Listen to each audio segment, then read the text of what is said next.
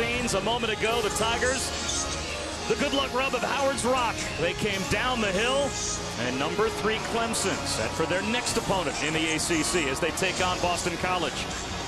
An ideal day, and Clemson not only with an ACC title on their minds, but Tigers fans thinking national championship.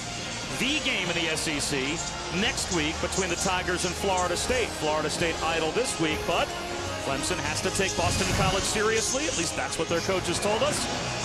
And they will do it under sunny skies, 82 degrees. And we welcome you to Memorial Stadium here in Clemson. Bob Wischusen alongside Rod Gilmore, Quint Kesnick down on the field. We're just about set for football. Steve Addazio, he has his team, Rod, believing. And Dabo Swinney has his team believing that Boston College is to be taken very seriously. Well, Boston College played Florida State a few weeks ago and played them very, very well, very physically. And Addazio has told his team they've got to play that way against Clemson. And Dabo Swinney told his team, I don't have to tell you much, just look at the tape and the way they manhandled Florida State the first 3 quarters. And that got the attention of the Clemson players. Now, manhandling is exactly what Clemson has done over the last couple of years to unranked opponents. The Tigers have won 13 in a row against unranked opponents by an average of 27.5 points a game. And they will start with the football as BC won the toss, deferred their option to the second half. A line drive taken by TJ Green, and we are underway. And TJ Green upended at the 25-yard line. So Taj Boyd, last year's ACC Player of the Year and maybe a dark horse candidate to win the Heisman this year. Should he even be a dark horse candidate? He doesn't always seem to be mentioned among the first 3 or 4 names for the award early in the season, but 14 touchdowns and 2 interceptions off to a great start. He may be the most underrated superstar in college football. And he has weapons everywhere, and he'll put it up on first down. Spinning out for a first down is Adam Humphrey. So a gain of 10 on the opening play for Clemson. Bryce Jones made the stop for BC. Taj Boyd has had a spectacular career. He's already had a number of 300-yard passing days. I believe 13 in his career. He's chasing Phillip Rivers for some of the greatest records in ACC history. Boyd wants the home run from Martavis Bryant. And it's broken up, underthrown a bit. Dominique Wilkins might be celebrating the fact that he broke that play up, but he was beaten at the snap, but the ball had to be waited on by Bryant. Well, the big advantage Clemson has in this ball game is speed, and there's a lot of it on the outside with their receivers as they match up against Boston College's defense.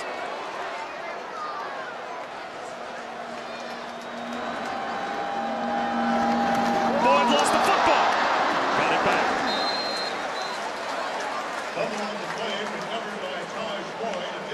And for those of you that are just joining us, welcome to Death Valley. We're only 40 seconds into the first quarter, and already Boston College has forced Clemson, the 3rd-ranked team in the nation, into a 3rd down and 5 after Taj Boyd just fumbled the last snap, but was able to jump on top of his own miscue, and he found Sammy Watkins.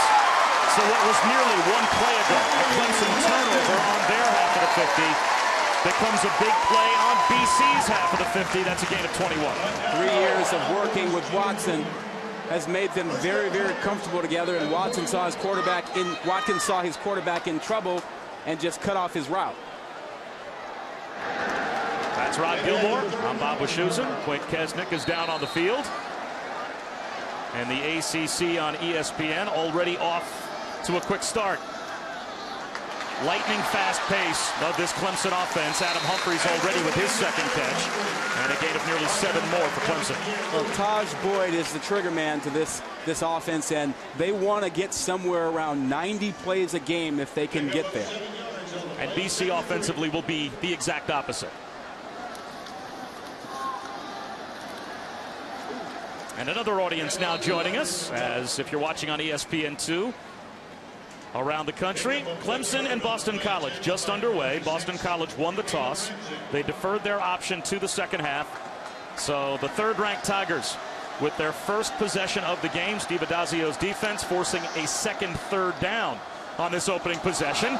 And a little trickeration, and Boston College didn't fall for it. The direct snap to Roderick McDowell Kasim Adebali makes the tackle as Taj Boyd was pretending to look over to the sideline. Yeah, notice Boyd takes a step away to create the lane where the ball can be snapped to McDowell.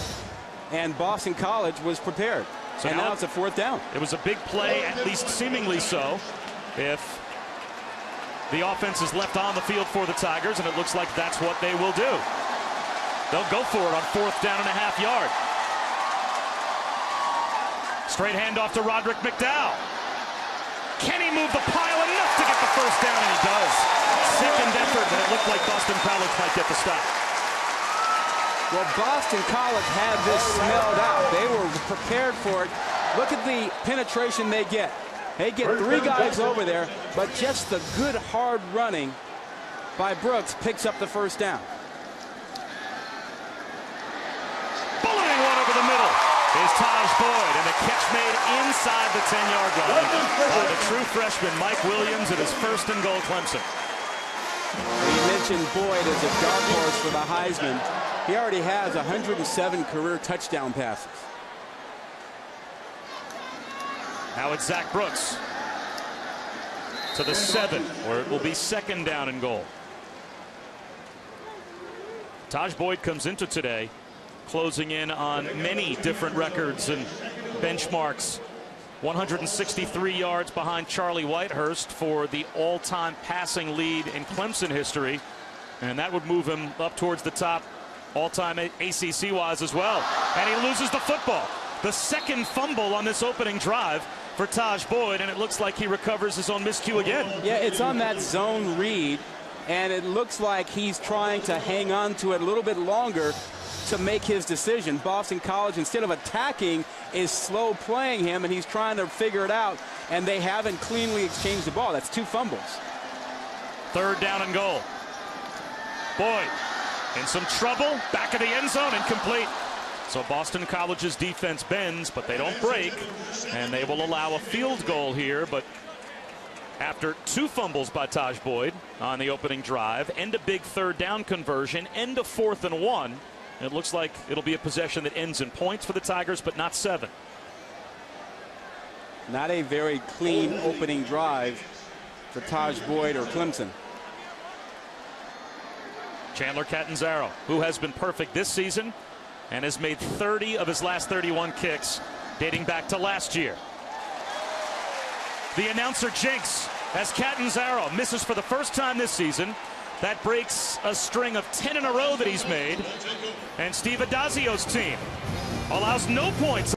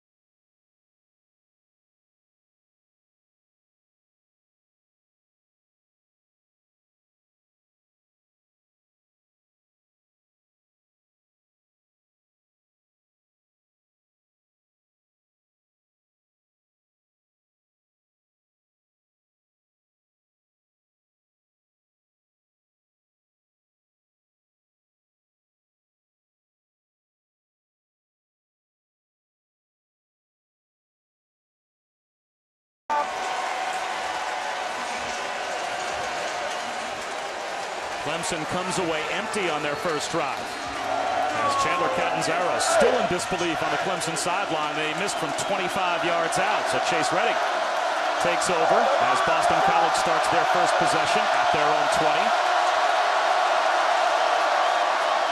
And they'll start with Andre Williams, the #1 rusher in the country coming into today, averaging just under 154 yards per game, but he loses a yard on the opening play.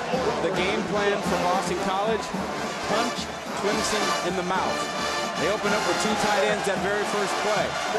The idea is to really go with their identity, be physical, and punch Clemson as much as they can. You will not see 2 more polar opposite offensive schemes than Clemson spreading you out, maximum snaps, and Boston College with extra tight ends and a huddle. 2nd down and 11. Play action for Reddick.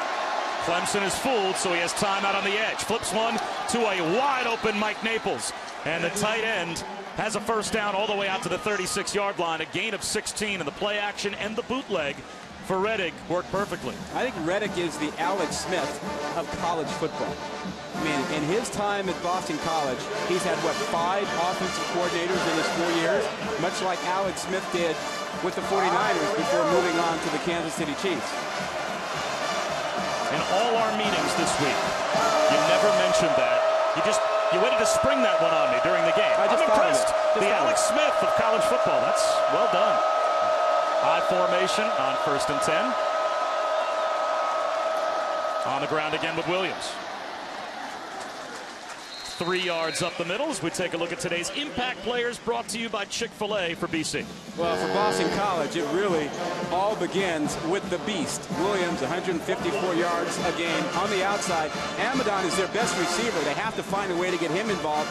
And then KPL, their linebacker. He is leading their team in tackles, 10 a game. They'll have to do a lot of that today.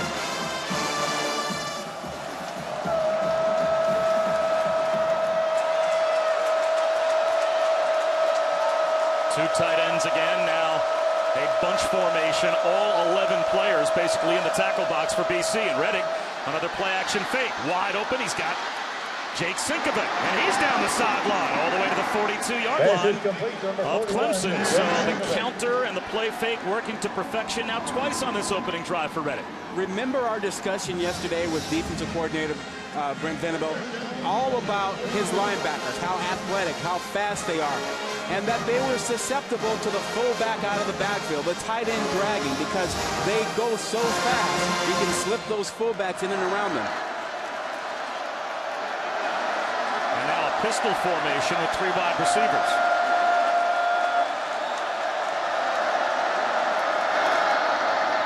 Williams tries to turn the corner.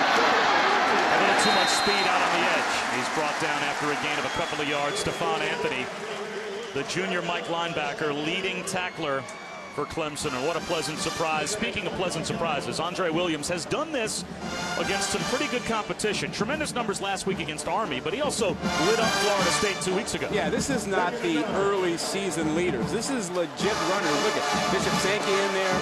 Yeah, got some great runners. He had 149 yards against a really good Florida State defense.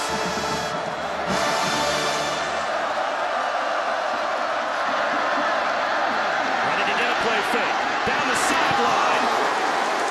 And a heavy hit up the sideline of Bashad Breeland as he made contact with Brian Miller as that ball sailed over the head of Miller. It will be 3rd down and 9.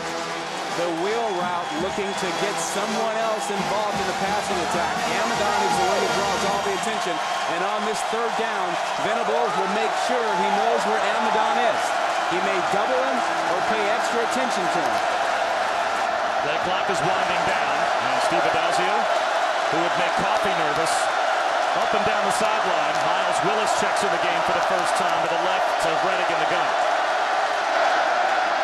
Reddick on a keeper. He's got the pitch man, and there's not much room for Miles Willis after he receives the pitch.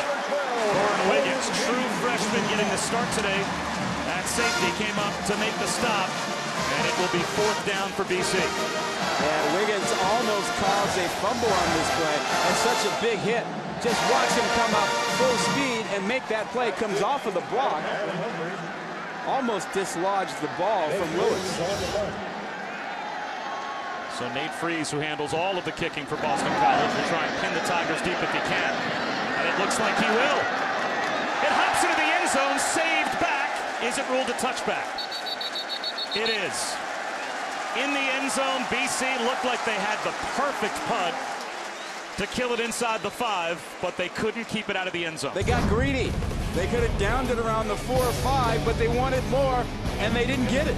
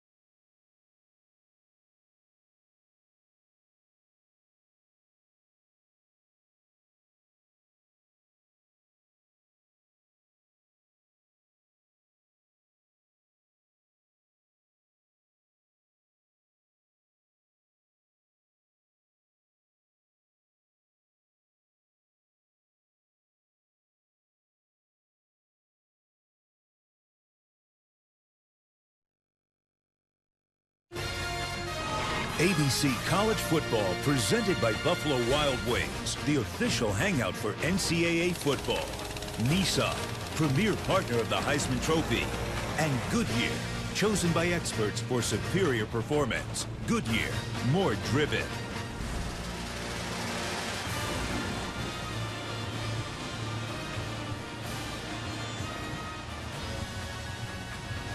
What a scene. The Hot Air Balloon Festival, Balloons Over Anderson, taking place this weekend. More than 25 hot air balloons taking the South Carolina skies. And that's what Taj Boyd will do here as he checks down to Adam Humphries. Boyd is now 5 of 7 to start the game. But, Rod, he's been a little sloppy with the football. This the first drive, 2 fumbles on the opening possession. Yeah, he hasn't been quite right. You know, those zone read options, he's mishandled the ball twice, put it on the ground. They managed to recover them, but he hasn't been quite right with the football. Play action, 2nd and 7. Boyd dodging tacklers, finds Watkins in the flat, and he did well to pick up a few yards as we go down to Quinn Kesnick. Bob, Taj Boyd took a helmet to the thumb a couple weeks ago against Wake Forest. It's his non-throwing thumb on his left hand, but he's got it heavily taped, and he's got a glove on it, and it looks like it's impacting his ability to handle the football. Yeah, I think he took that tape off after that first series when he couldn't handle the ball. And the glove as well. 3rd down and 4. Boston College shows blitz, and let's see what Taj Boyd does to adjust. He brings in an extra protector, and Sam Cooper, the tight end. Here comes the blitz. Boyd down the sideline. Look for the back shoulder throw to Martavis Bryant. A flag comes out, though. That ball was thrown well behind Bryant, the BC sideline saying uncatchable. And Steve Adazio is about 8-10 yards out on the field, I think, making that claim. I don't know if he's going to make it through this game. You know, if Adazio, he is as active on the sideline as any coach we've seen. And every call, every play, he is so enthusiastic. How high do you think his blood pressure gets? Right now?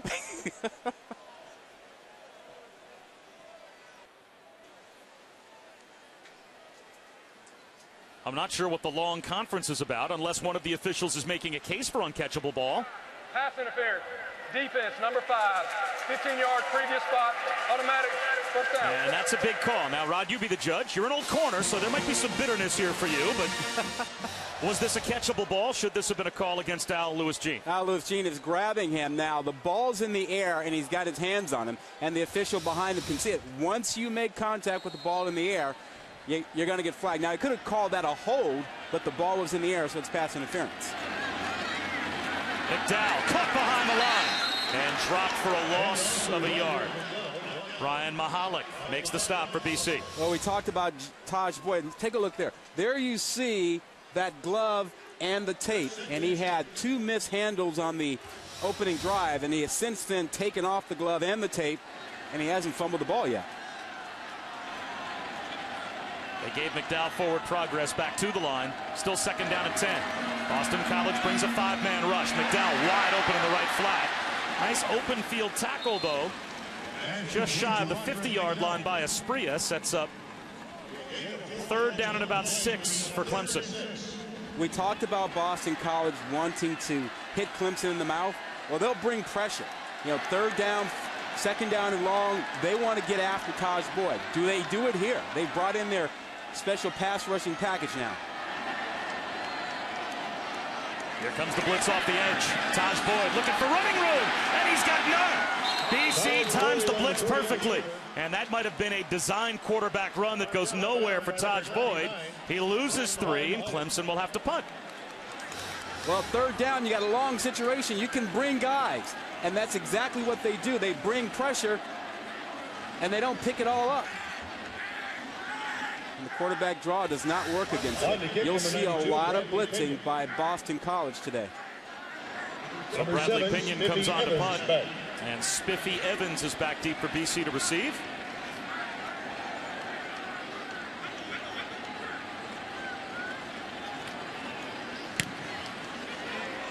Well done on the punt. Evans at the 10. Gets a block. Uses some speed with a flag down. Flags thrown on either side of the field, so we'll have to check the penalty. Only a 3-yard return after a 48-yard punt, and a beauty at that by Pinion.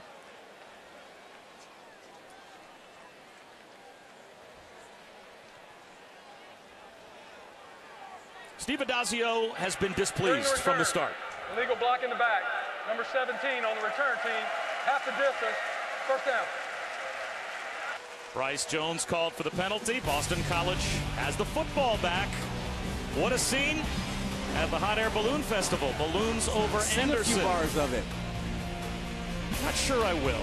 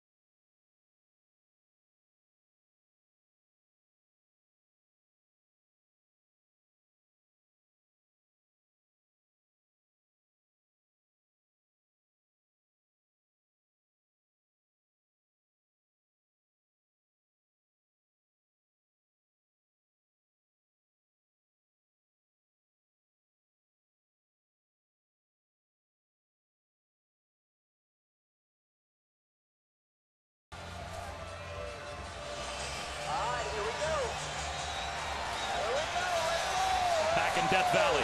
One of the great atmospheres in college football, and they are on their feet as Boston College, after the penalty on the punt return, backed up to their own 7. And they'll start on the ground with Andre Williams. And he worked hard for 2 yards. Now, while we were away, Steve Adazio, he was taking issue with our referee, Gary Patterson. Now, Gary Patterson is our substitute referee. David Epperly started, actually flipped the coin at midfield, but he had kidney stones. So they called Gary Patterson in relief to come and substitute in for David Epperly. And poor Gary Patterson has to be thinking, is this really what I just came to help out? Is this what I signed up for? He didn't know what he was getting into. We saw him run on the field just before kickoff. He came out of the locker room at the end of the coin toss. To about the 13-yard line goes Andre Williams. Sets up 3rd down and 4. And Rod, this next play, emblematic of the big plays that we'll see today, I would think, from Boston College. They want to hold the ball, control tempo, make some first downs, and change field position if they can. Steve Adazio talked about that. Yeah, and they're in a tough spot here. Dangerous area, and you've got Vic Beasley, number 3, who leads the country in sacks. You don't want a sack down here, so you're probably going to be a little more conservative than you ordinarily would be.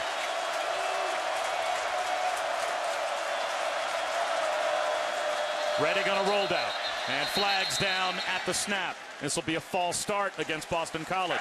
Prior to the snap, false start. Number 87 on the offense. 5 yards, 3rd down. That's C.J. Parsons, the tight end.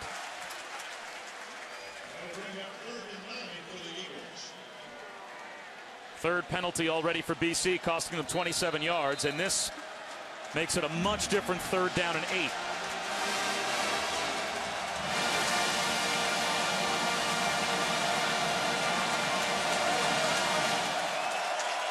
Alex Amadon, wide right to the top of your screen, is the number 1 target in the passing game for Chase Reddick.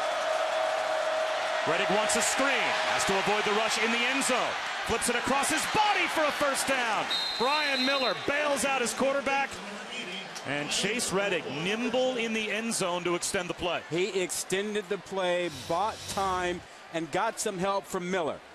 I mean, he is almost caught back there, but keeps his eyes down the field. Miller does the right thing and flows toward him, and they pick up a first down that I don't think they really expected to get. I think they were looking for a screen pass just to kind of get a little room. So it keeps the clock rolling. It allows Boston College to, at the very least on this drive, you'd think, change field position, as that they're now at their own 23. Williams found a crease and picked up about 6. College football primetime on ESPN, presented by Hampton Hotels tonight at 8:30. Johnny Manziel and number 9 Texas A&M head to Oxford, where they'll take on the Rebels. College football primetime on ESPN tonight, 8:30. Also live on Watch ESPN, A&M and Ole Miss. And a must-win for A&M. They're still ranked in the top 10, but they've got that loss to Alabama, and they're trying to track down the Tide, as is everyone else in that division in the SEC. Williams right up the gut. He's got a first down and more.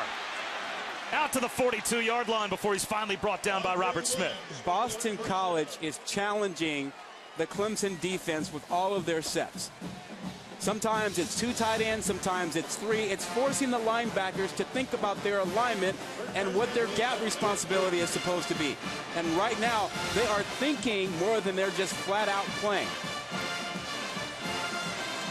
Miles Willis now in the backfield.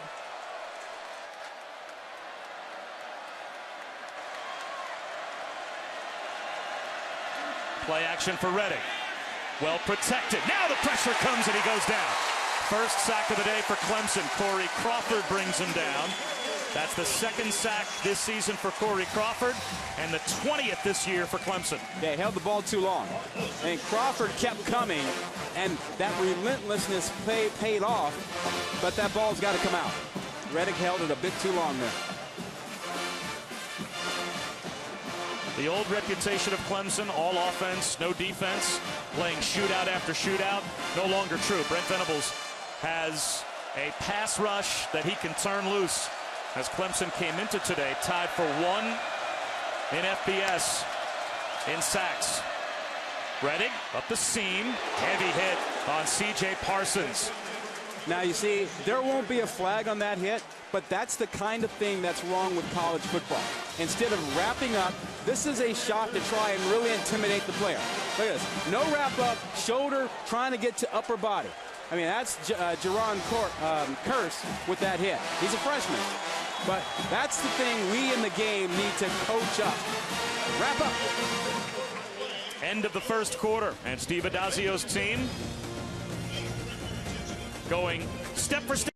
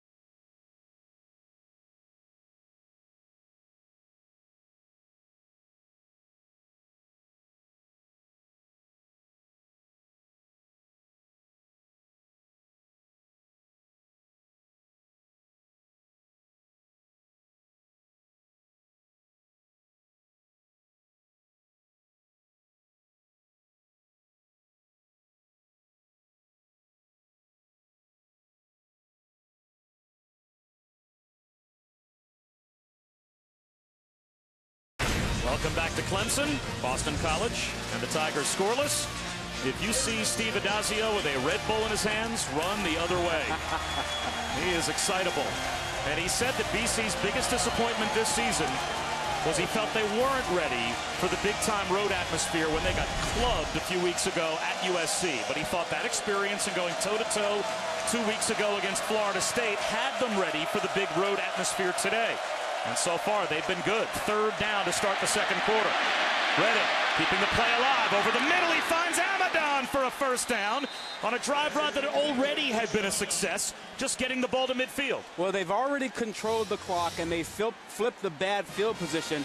And here, Amadon just finds a little space within the zone, but the play is made by Reddick buying time in the pocket. So the drive continues. Remember, they started way back in their own territory. And now a player very late has gone down for Clemson, and that is Vic Beasley. So the nation's #1 leader in total sacks. He's got 8 sacks already this season, 10 tackles for loss, which puts him 6th best in the country. He only had 8 total sacks all of last year. But he has been a game-changing pass rusher, and now he's going to have to come off the field for at least one play. And he went down well after the play was over. Well, the biggest change in this Clemson team, as you mentioned, is the defense. I see a fast, athletic defense, and on the corner, they play well. I mean, they contest balls down the field, and they really do a good job of it. And that's why you see Boston College using the fullback and using things to force them to over-pursue because they're so fast and athletic. Well, Ryan Day, the offensive coordinator for BC, has called a beauty so far as the Eagles have it 1st and 10. Reddick hands to Williams, and Andre Williams nothing doing on 1st down. Stephon Anthony, the leading tackler for Clemson, came through to make the stop. Unleashed, unblocked. Anthony came right through. If you don't put a guy in front of him, there's no way you're going to gain a yard. Brent Venables told us that he thinks Stephon Anthony is a first day, first 2 rounds of the NFL draft kind of player. 6'2", 245, can run and can take on a guard. Absolutely. Well, out of high school, we on ESPN.com had him ranked as the #1 linebacker in America. At the outside, at least. 2nd down and 10. Reddick. A little draw play to Miles Willis. And Willis gets to the sideline. Did he stay in bounds? Touchdown!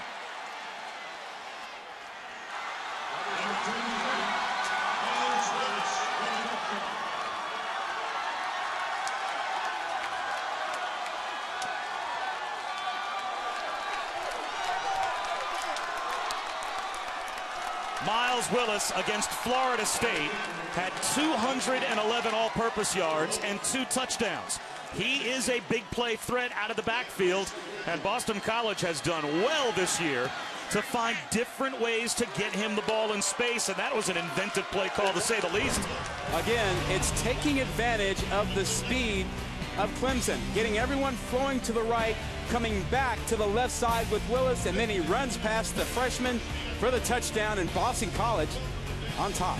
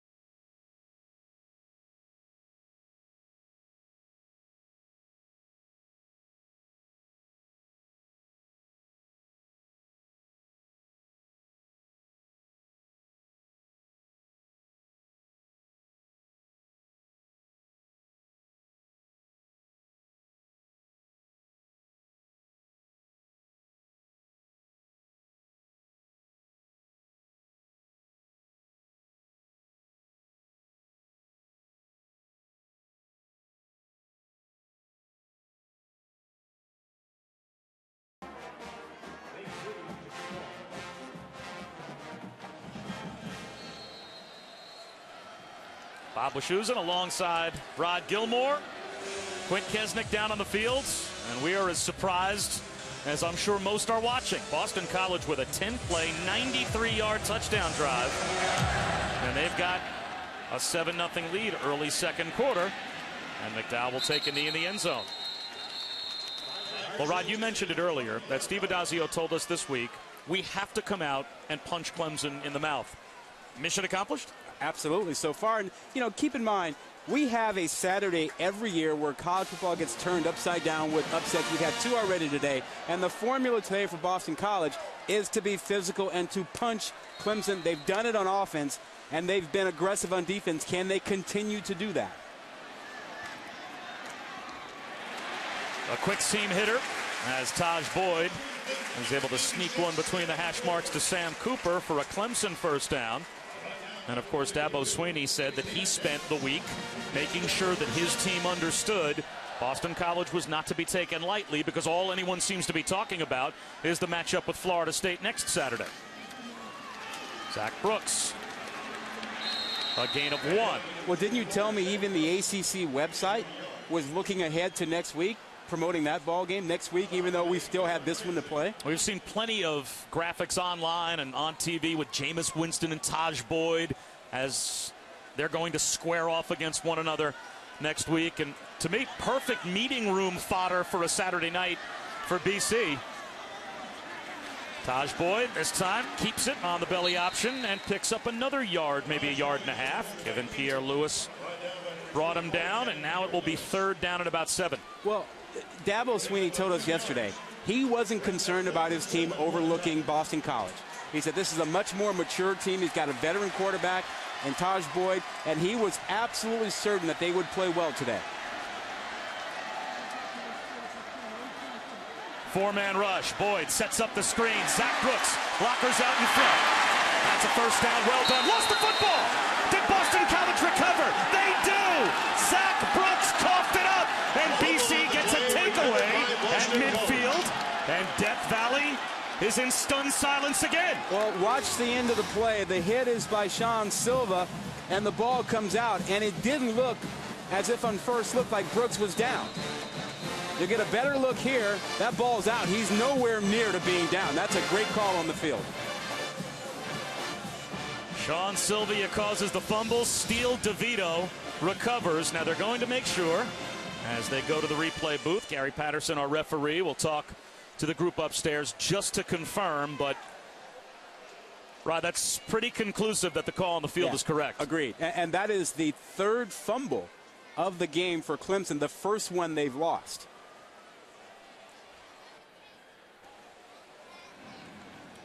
A strength so far this season for Clemson was the giveaway takeaway ratio, as they were +9 coming into today.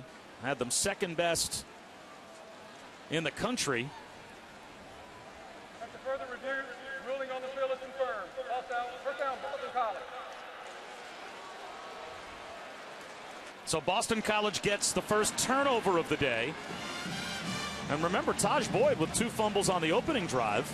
It's not like Clemson couldn't have already given the ball away, as Taj Boyd recovered both of his miscues on the opening possession for Clemson. How does Boston College handle this possession right now?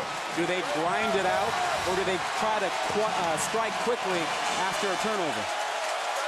A little confusion defensively for Clemson as BC is set. Redding, wide receiver screen to Amadou. He broke a tackle and ended up picking up a yard as we go back to Robert Flores. Pick up 1 yard on the play.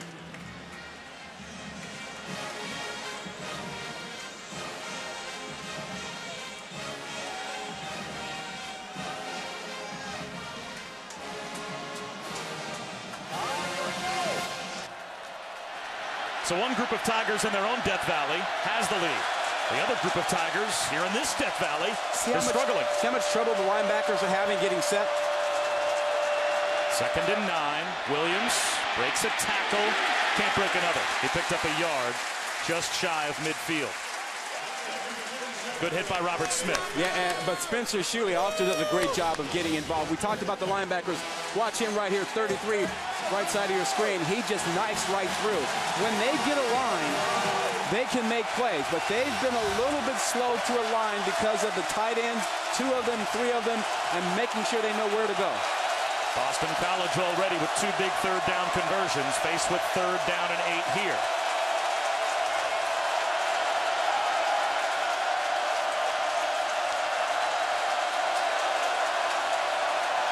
Only a 3-man rush, and Reddick's still in trouble. Flips it left, Dudek makes the catch, and now a decision for BC. It's 4th down and 2, just outside the Clemson 45-yard line. No decision. You have to kick that football. Your team has played well. You've talked about being methodical and being physical and making the game shorter. Well, you kick this ball away instead of taking a chance early. You would ruin all the good work you've done in this game so far. And Steve Adazio thinking the same thing that you were as he sends his punt unit out rather quickly. Freeze. Forcing a fair catch and stepping out of bounds at the 10-yard line is Humphreys. So BC gets the takeaway. They don't turn it into points, but they pin Clemson deep with a touchdown lead.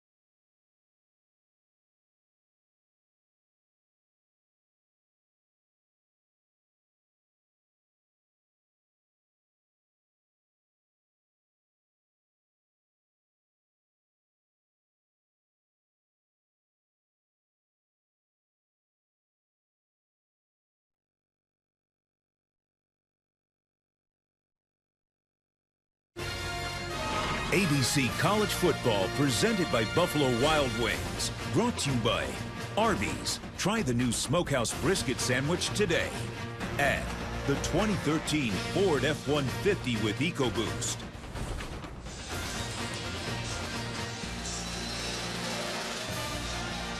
Clemson School of Architecture celebrating its centennial. The program recognized as one of the nation's top 10 programs among public universities.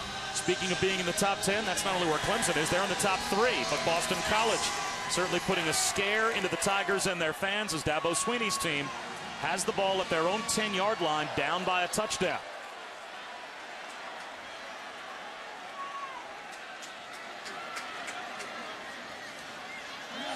Wide receiver screen. Adam Humphreys runs a man over at the 15-yard line and fights his way out to about the 18-yard line as we take a look at today's Clemson Impact Players, brought to you by Chick-fil-A. A huge speed advantage on the outside for Clemson. You know about Sammy Watkins, an All-American as a freshman, having a great season this year. Bryant is 6'5" and can flat out run, and we've seen Beasley on defense. He leads the nation in sacks. Running play and a little cutback lane. There goes Roderick McDowell. Close to the 30-yard line before he's turned back, but that's easily a Clemson first down. That was their best running play of the day. Prior to that play, they had rushed 10 times for 11 yards, and they had become one-dimensional. So that about doubled their output.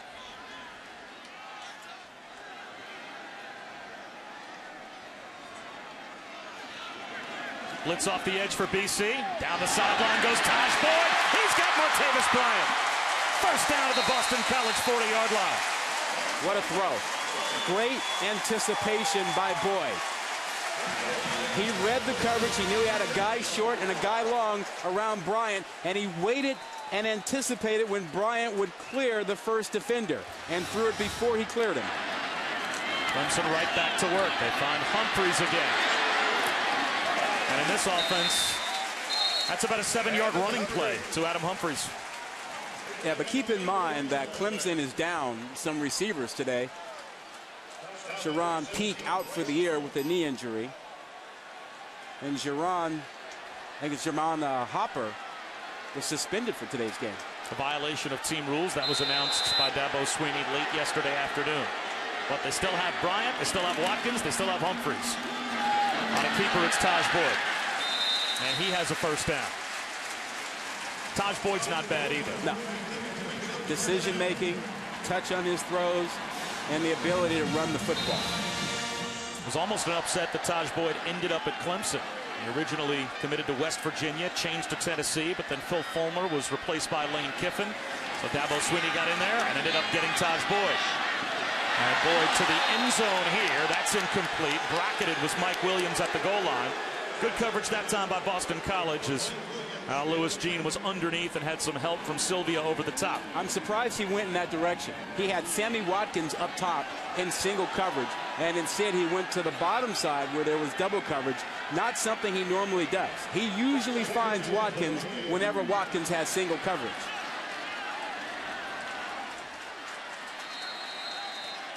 Timeout called by BC from the sideline. Boston College. 9:14 to go before halftime.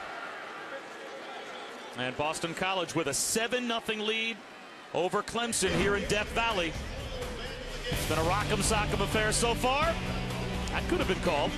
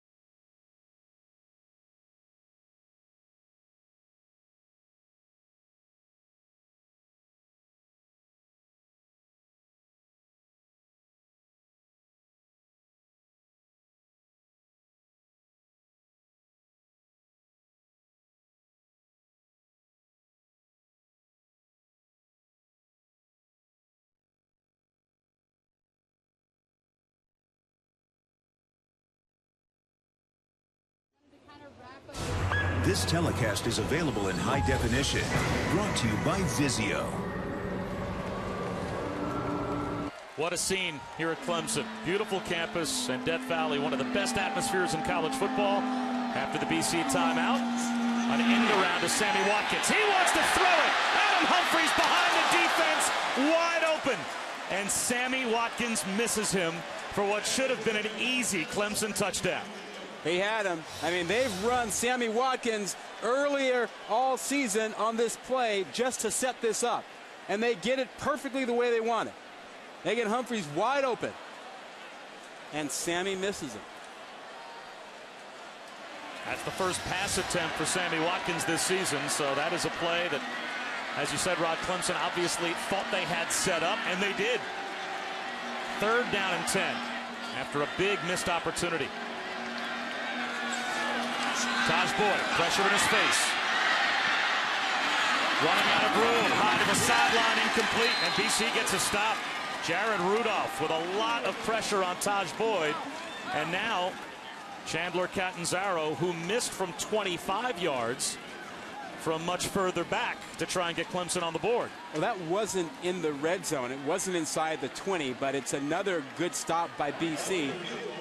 Last time Clemson came away with nothing, and they were inside the 20, and now they got close, and they may not come away with anything again. This is not a gimme here at 45 yards. Catanzaro had made 30 of his last 31 coming into today before that miss in the first quarter. Now from 40 yards away. And this is a muff.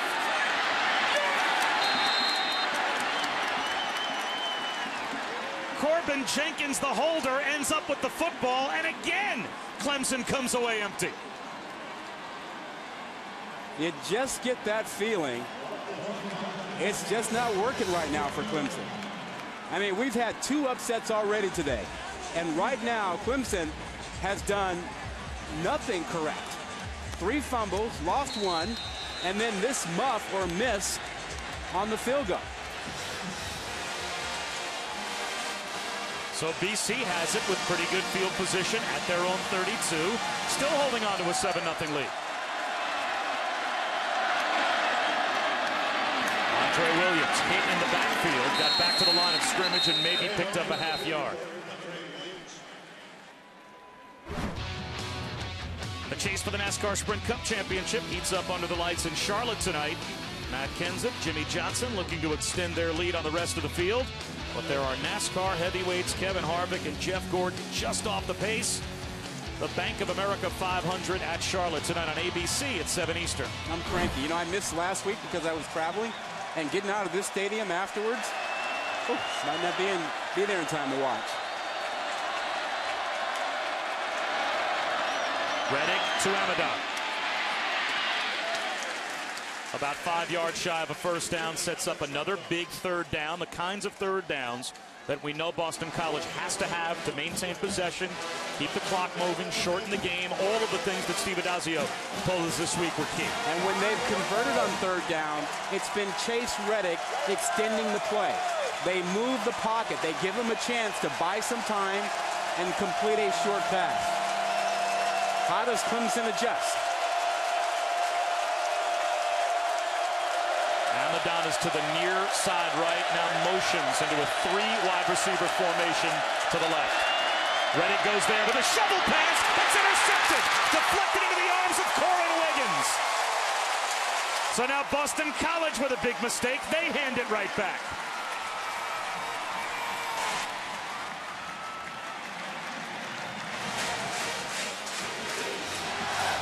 They're trying to get the ball to Miller on the shovel pass here.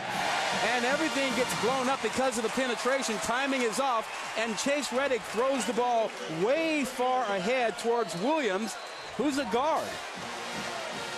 It's almost as if he thought Harris Williams, his guard, was Brian Miller. He looked up, saw a white jersey, and shoveled it to where the receiver ought to have been. They look nothing alike.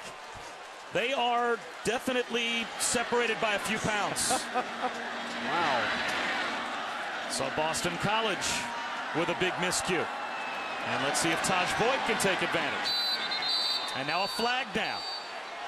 Delay of game. 5 yards. First down. First penalty against Clemson, but part of a larger issue we've seen already in this game, Rod. Some mental errors, sloppy for the Tigers. They've hurt themselves. What did Dabo tell us yesterday? He is so tired of hearing people say Clemson is Clemsoning.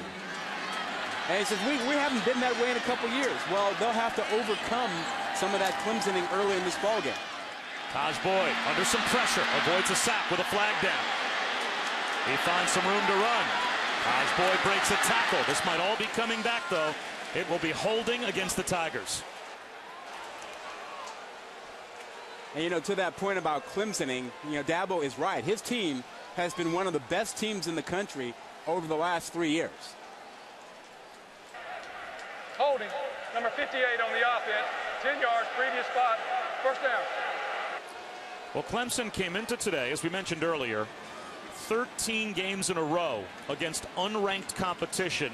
They've won by double digits. And the average margin of victory in those 13 wins was just under 28 points a game. And the only team in America that had been more effective against unranked opponents had been Alabama. So this is a team that has gone a long time in between those quote-unquote Clemsoning type losses. But they're scaring their fans today. First and long. Big hit down the sideline. Adam Humphries makes the catch. Bryce Jones pounded him down. But that gets Clemson out of a big hole. I'm not so sure that that hit wasn't up too high. I mean, watch the end of this. Where is this hit? Again, that's another one of these hits that has to be taken out of the game. That was an intentional over the head. A fumble again by Clemson. They hand it back as Roderick McDowell loses it. And Boston College has another takeaway. Bryce Jones on the recovery.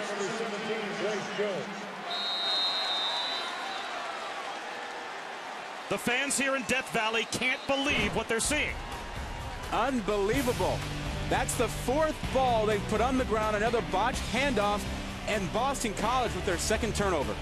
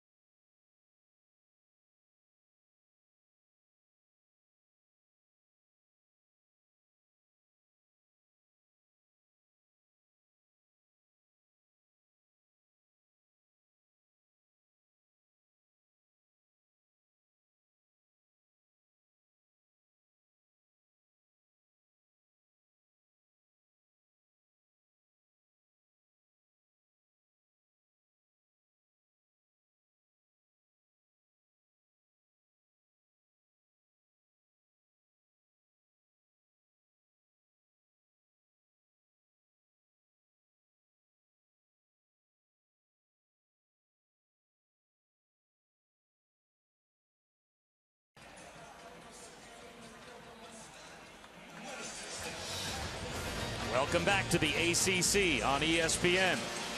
Bob Wischusen alongside Rod Gilmore, Quinn Kesnick down on the field, and we have a shocker, at least to this point, as Clemson has hurt themselves badly. Turnovers, a penalty on that last drive. The latest giveaway, Boston College taking over at their own 32-yard line. BC up by a touchdown. Andre Williams breaks a tackle. The nation's leading rusher picking up 12 yards out to about the 44-yard line. Finally brought down by Robert Smith as we take a look at our Pacific Life game summary and all of the Clemson miscues. Rod Gilmore, we've seen to this point, there have been plenty. Well, right now, Clemson is beating Clemson. 4 fumbles. They've only lost 2 of them. They missed a 25-yard field goal. And they had another blown field goal opportunity. And now Boston College running the football, trying to control the clock. They've done a good job of being physical and punching Clemson in the mouth like they said they wanted to do. Another timeout called by Boston College. from the Boston College. sideline. Second timeout of the half. As the clock was winding 30-second down. timeout. And while we have an opportunity, let's go back to Robert Flores.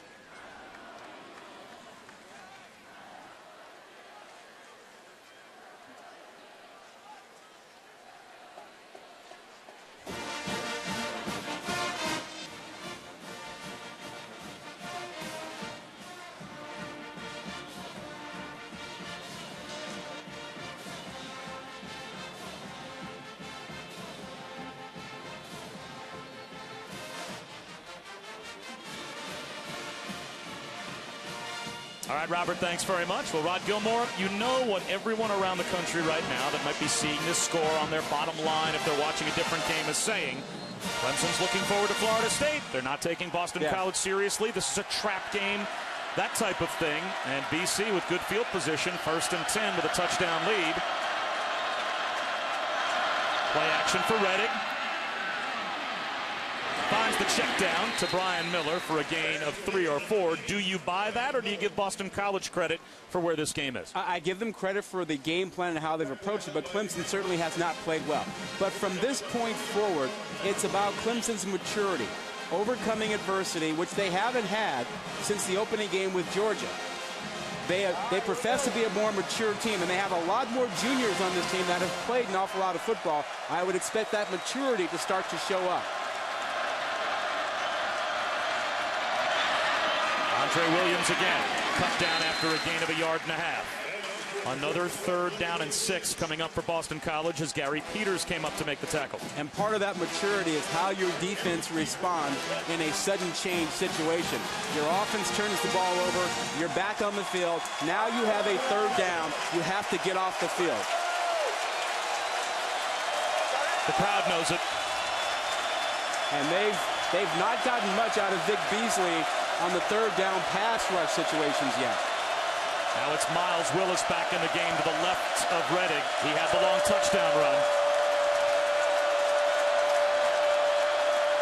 4-man rush. Reddick well protected. All kinds of time to survey the field, and a great knockdown. Robert Smith got his left hand out in front of the pass intended for Dudek, and it's 4th down. That is a great, great play. Don't worry about the right hand. You can use the offhand to balance yourself.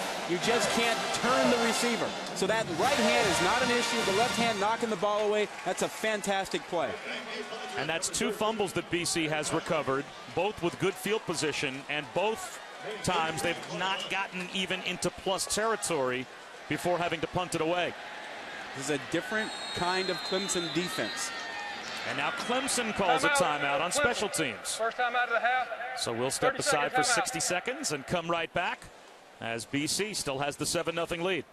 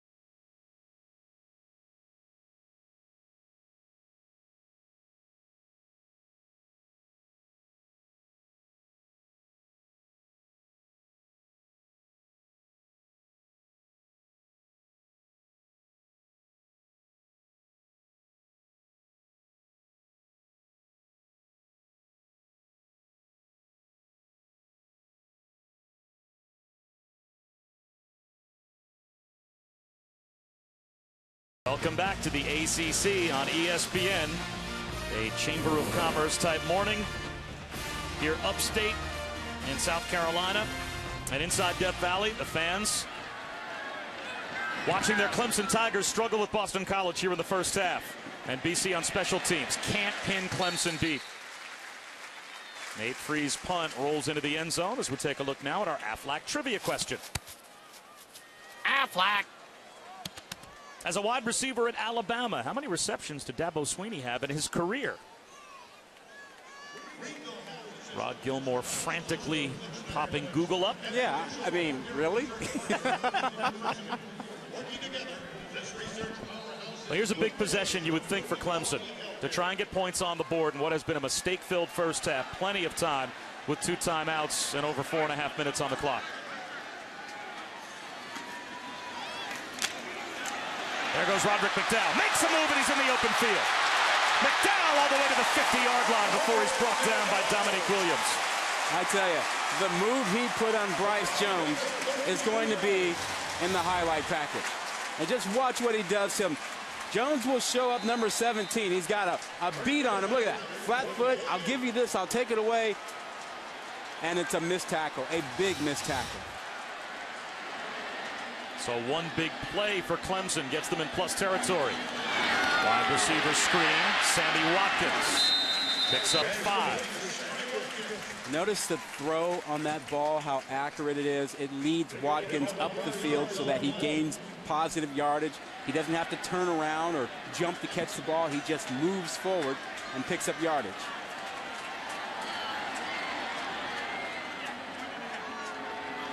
Play action for Boyd. Again, he's got Watkins wide open. Sammy Watkins, though, caught just shy of the first down marker by Stephen Daniels, the sophomore who played at St. Xavier High School in Cincinnati, which also produced Luke Kuechly, the NFL Defensive Rookie of the Year. And it looks like they'll bring the chains out just to see whether or not he is shy of the first down. Let's take a look at Taj Boyd, who now has the all-time Clemson record for most yards passing in his career. Well, he is clearly the best quarterback to ever have played at Clemson, passing David Whitehurst. He is chasing Phillip Rivers for a lot of ACC records.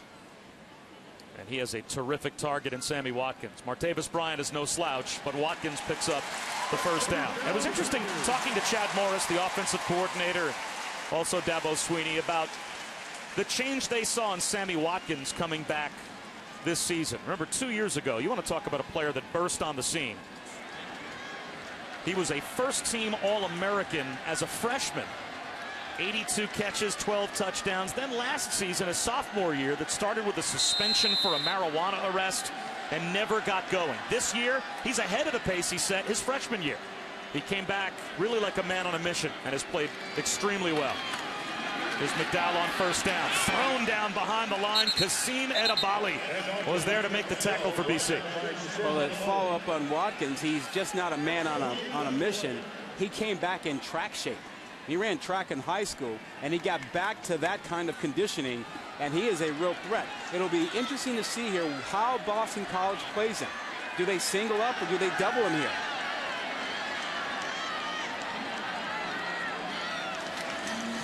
Sprint draw up the middle.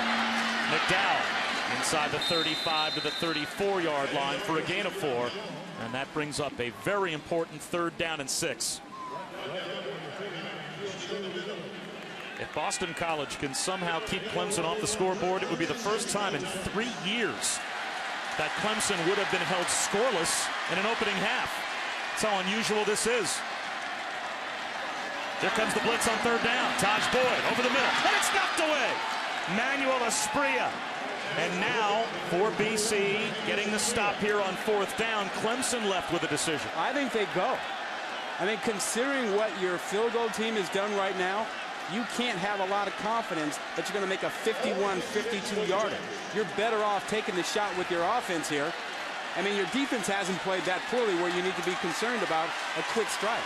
And they are going for it on 4th and 6. I agree with this. Second are in motion from left to right. Here comes the blitz. Taj Boyd off his back foot. Finds Roderick McDowell. Can he get to the first down marker? Very close. Where will the ball be spotted down? And it will most likely require a measurement. He is right at our yellow first down line. And if he made it, he did it on his own. I mean, he made guys miss, and then he finished the run. Watch where he finishes this run. He should have been short of it, but he kept driving and fighting. I think he is short of it. At least if our first down line is accurate, it looked like the football was short of the line to make. And you wonder if Boston College might challenge the spot if they lose on the measurement. They don't even have to challenge the spot. It's about 2 inches shy, and for the 3rd time here in the first half, Clemson drives inside the BC 35-yard line, and they come away with no points on those 3 possessions combined. You know, you can say all you want about Clemson looking ahead to Florida State, but this Boston College defense has played lights out, particularly on 3rd down and on that 4th down. Under further review. Now they're going to review whether or not the spot was accurate. Now remember, to overturn the call, you have to have indisputable evidence to do it. It has to be clear. Well, they have the ball marked right at the 28-yard line. And, Rod, that last look we had almost looked as if when Roderick McDowell was down, the football itself, and obviously that's the important thing, was shy of the 28-yard line. You could move it back even 6 inches or a foot. And keep in mind what the Boston College defense has done. On 3rd down, Clemson is 1 of 7. Well, as a player, and you have been in this position, when you are constantly being told from the outside world that the big game is next week, inside your meeting rooms, all of your coaches are going to keep on pounding it home. Hey, look at the tape. Look how well BC played against Florida State. Look at the scare they put into the Seminoles. Look at their performance last week against Army. You keep hearing that message over and over again from your coaches, but when you're outside the walls, all anyone wants to talk about is Florida State. How hard is it to get out of the in between the mixed messages? After further review, the ruling on the field stands. First down, Boston College. See, it's not what you read or hear in the media. It's your family and friends. It's those folks closest to you who keep calling you and saying, hey, can you help me out with tickets for next week? I'm planning to go next week. Oh, geez, you know, you guys will handle Boston College easily. Don't worry about that. It's that kind of stuff that becomes a distraction for you.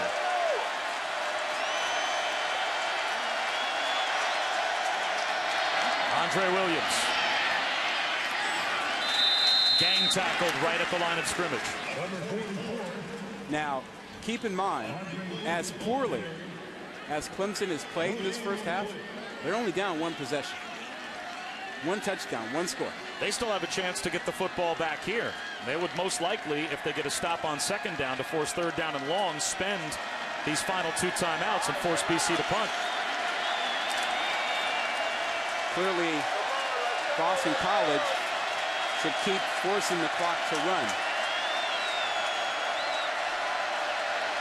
Chase Reddick in no rush to snap the football. Snapped it with 10 on the play clock. Goes play action.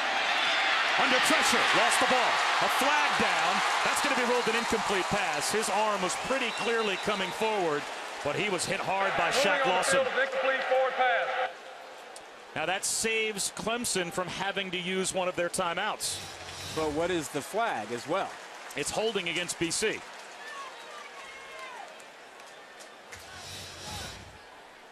And injured on the play is Andre Williams. So nothing went well for the Eagles there as they've got their #1 running back down. They committed a holding penalty, and the incomplete pass, if Dabo Swinney decides to decline the penalty, means Clemson will still have 2 timeouts, and it'll be 3rd down and 10. Well, to the right side of your screen, you will see Andre Williams. He's just pass protecting, and while he's engaged, watch what happens. Crawford comes over. Ruling on the field is incomplete forward pass. Corey Crawford did get the pressure, and now they're going to go to the replay monitor or the review booth again just to confirm whether or not that was indeed an incomplete pass by Chase Reddick.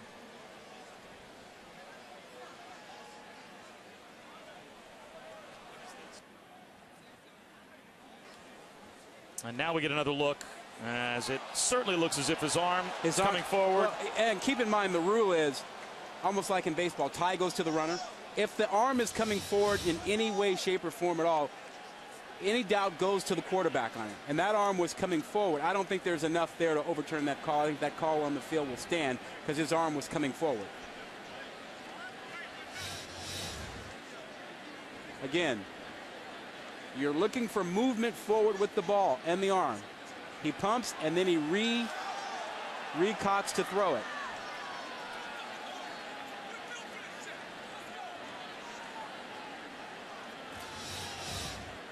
If there is clear recovery, and there seemed to be by Grady Jarrett for Clemson, though, it's certainly worth reviewing. Sure. Just to make sure, because that is a huge possible swing in momentum if Clemson gets a turnover here.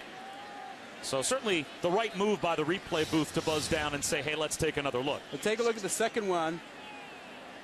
Was he trying to tuck the ball? I guess that's what you'd be looking at. Not, was he trying to put the ball away? After further review, the ruling on the field stands. Incomplete forward pass. Yeah. I mean, you just can't clearly say he was trying to hang on to the football. The arm came forward. Holding, number 62 on the offense. That penalty's declined. Third down. And a smart move by Dabo Swinney. If you take the penalty, you do back Boston College up another 10 yards, but it still makes it second down, which means you'd have to spend one of your timeouts after the second down play. So if you get the stop on third down and 10, your offense would get the football back with a timeout.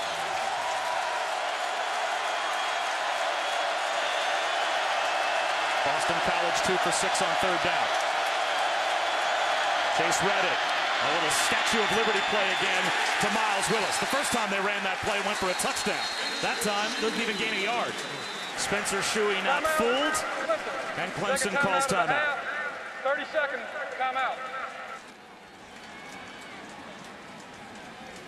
Time now to answer our Aflac trivia question. And head coach Dabo Swinney is the subject. He was a wide receiver at Alabama. How many career receptions did he have for the Tide? He played under Gene Stallings and his years in Tuscaloosa. 7 receptions for 81 yards as a walk-on. Well, I never would have got that, except that I could Google it. Well, the real story is the success that Dabo Swinney has made out of his life against tremendous odds. His dad was an alcoholic, a failed businessman. By the time Dabo Swinney was a senior in high school, his family was essentially homeless. He was able to get into Alabama, walked on the football team, eventually earned a scholarship and brought his mom to live with him in his college apartment. And here they are today. Humphreys on the punt return. Gets to the 34-yard line with 1:09 to go in the first half, and Clemson still with a timeout. College football primetime on ESPN, presented by Hampton Hotels at 8:30 tonight. It's Johnny Football heading to Oxford. A&M to take on Ole Miss. College football primetime on ESPN tonight at 8:30. Also live on Watch ESPN. You know, Johnny Football, you know, he's having a terrific season. If you start talking about top quarterbacks and Heisman, Manziel is certainly on the list, as is Taj Boyd in my view. Taj Boyd with plenty of time. Throws it behind his intended receiver, Stanton Seckinger. Pass intended for Stanton Seckinger. So Seckinger couldn't release to the football as he lost his footing. It'll be second down and 10.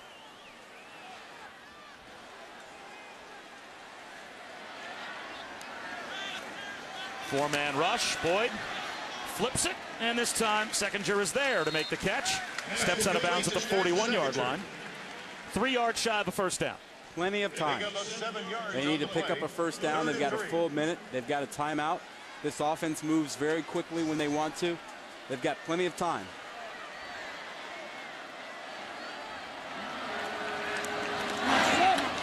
And there is the first down catch made by Sammy Watkins. He's got such great hands. He just plucks things out of the air. Doesn't matter what kind of traffic he's in. He's got fantastic hands. Probably the best hands on a receiver in college football. Clemson hurries up, preserving their timeout. And Boyd will run. He's got a first down. So that will stop the clock again and allow Clemson again to get lined up without having to use their timeout. Kevin Pierre-Louis brought down Taj Boyd after a gain to the BC 42-yard line. The clock rolls again. Taj Boyd up the seam. He's got Martavis Bryant. Another Clemson first down to the BC 24. They don't want to use the timeout yet. The sideline telling the offense, get up on the ball. Great decision-making by Boyd. Plenty of time. 18 more yards. Just what you'd expect from a senior quarterback. Boyd out of the sideline. Dropping the football, though, was Martavis Bryant.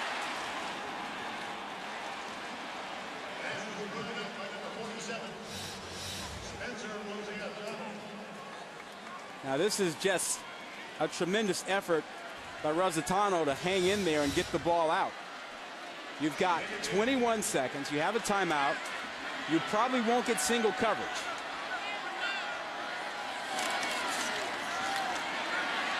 Boyd in traffic, tipped, and almost a chance for an interception on the deflection. Kevin Pierre-Louis back in zone coverage.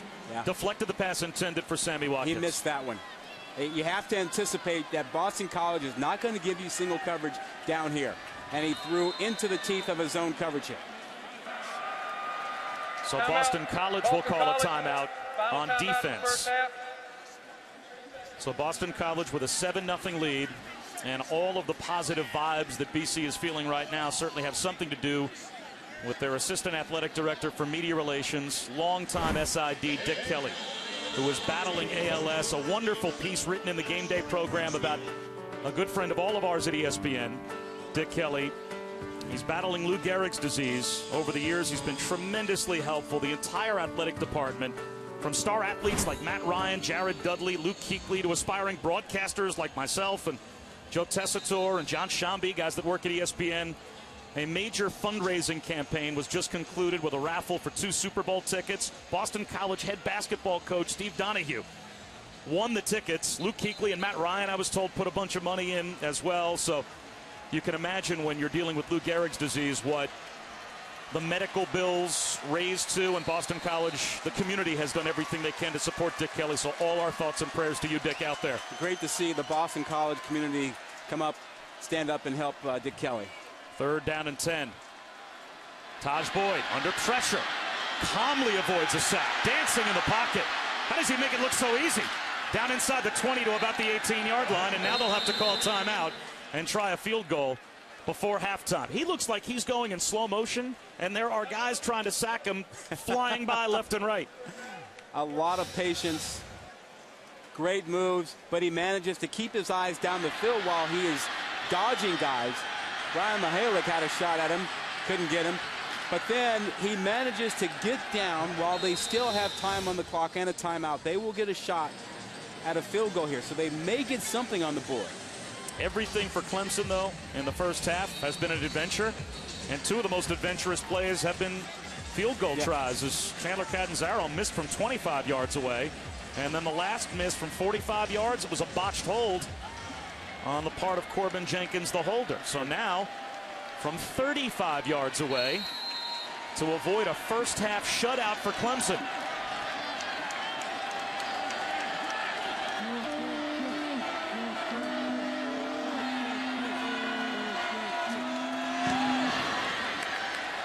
Clemson is on the board, and a little bit of a momentum change before halftime. BC won the toss and deferred their option to the second half. So Boston College will have the ball to start the 3rd quarter. But Steve Adazio's team with a lead at halftime as we go down to Quint Kesnick. Coach, what is your reaction to being held to 3 points at halftime? We're lucky to get them 3. I mean, listen, hats off to Boston College, man. They outplayed us, bottom line. They outplayed us. You know, we've had some things going, but we've just self-destructed, put the ball on the ground 4 times. We're lucky we only lost 2 of them. But, hey, good to get a little points right there. Go in there and regroup at halftime, see if we can play a little better. How do you clean up those miscues? Hold on the ball. You know, I mean, you're not going to beat anybody if you don't hold on the football. And so we just got to do what we do. Thank you, Coach. The most shocking result of the day so far at the break. Boston College on top of number 3 Clemson. We'll head to the studio and our halftime report after these commercial messages. Any last requests?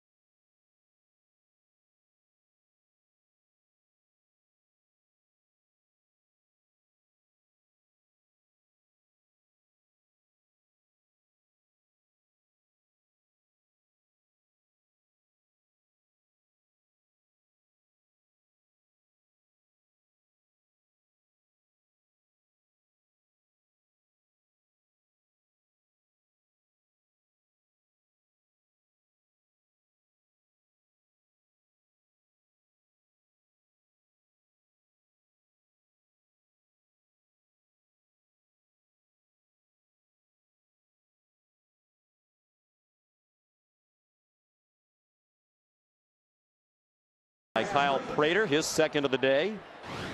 Did he have possession, and was he in bounds? That 2 in for good measure. Again, but a poorly thrown ball. I mean, you should not have to work that hard on a 5-yard out. He's got to find his rhythm. 7-yard gain. 2 timeouts for Northwestern.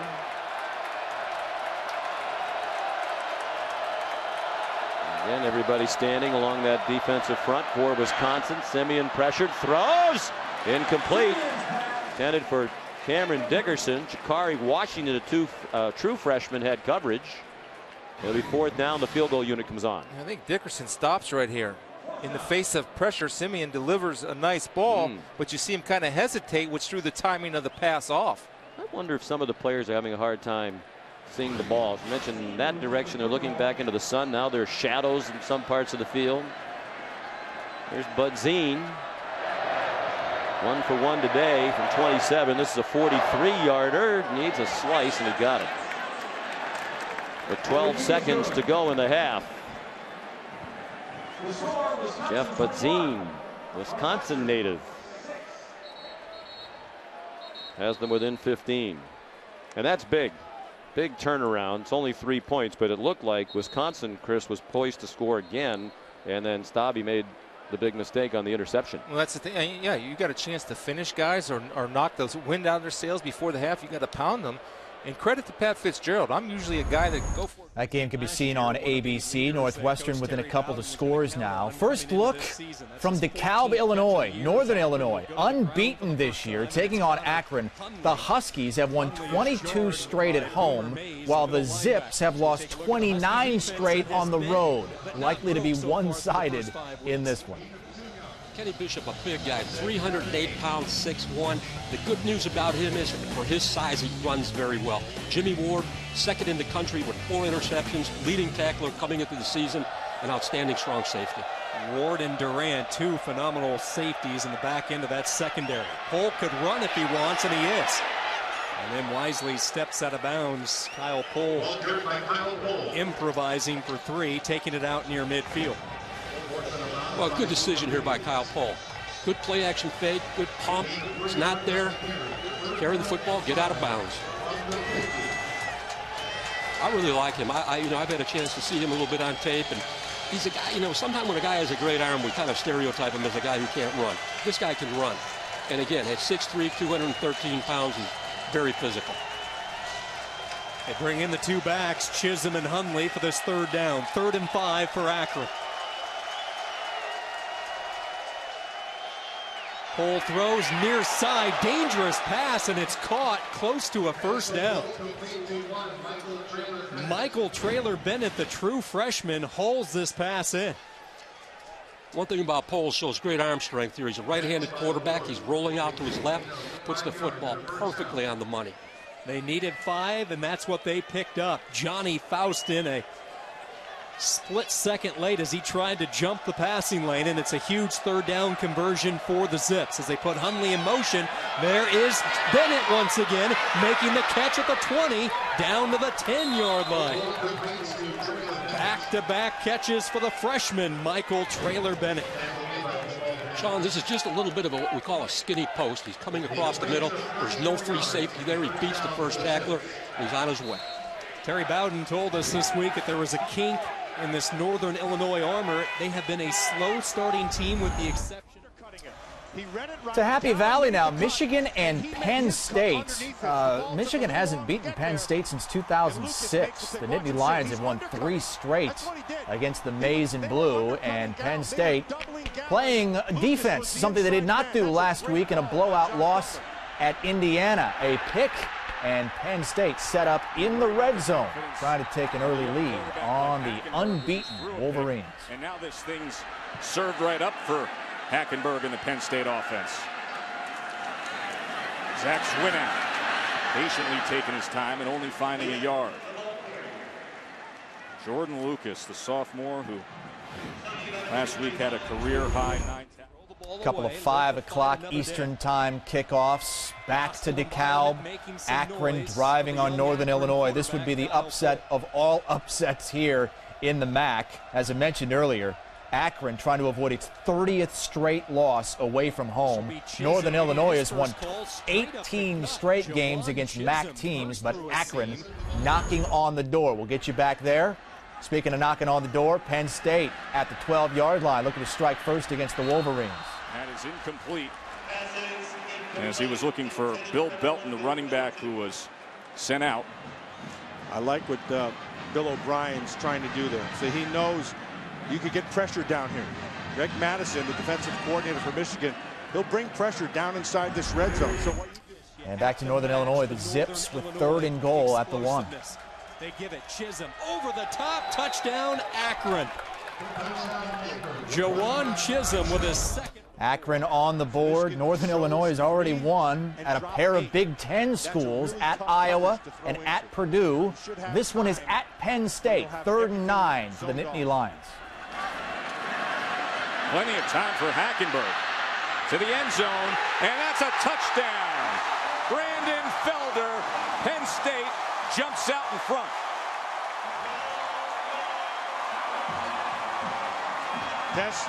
That Lucas interception led to this. That's the first thing. The second thing, we said 3-man rush. We'll have lots of time. Now I want to show you the third and most important part. And that's Hackenberg looking like a young Tom Brady, standing in the pocket, not getting phased, being patient, and delivering a perfect strike.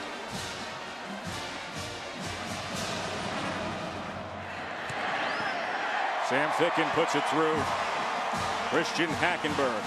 Nice way to bounce back.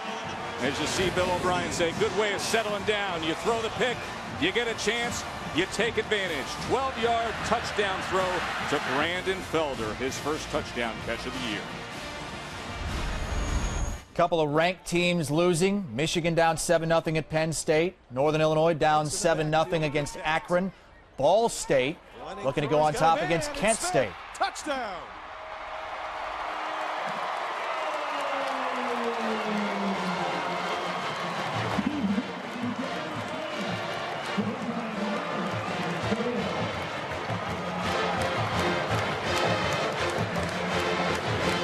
Two things about this play. Winning has great time, and Jamil Smith ran one heck of a route. He left Luke Willett in the dust. He faked the out route, went to the post, and Keith Winning put it right on the numbers.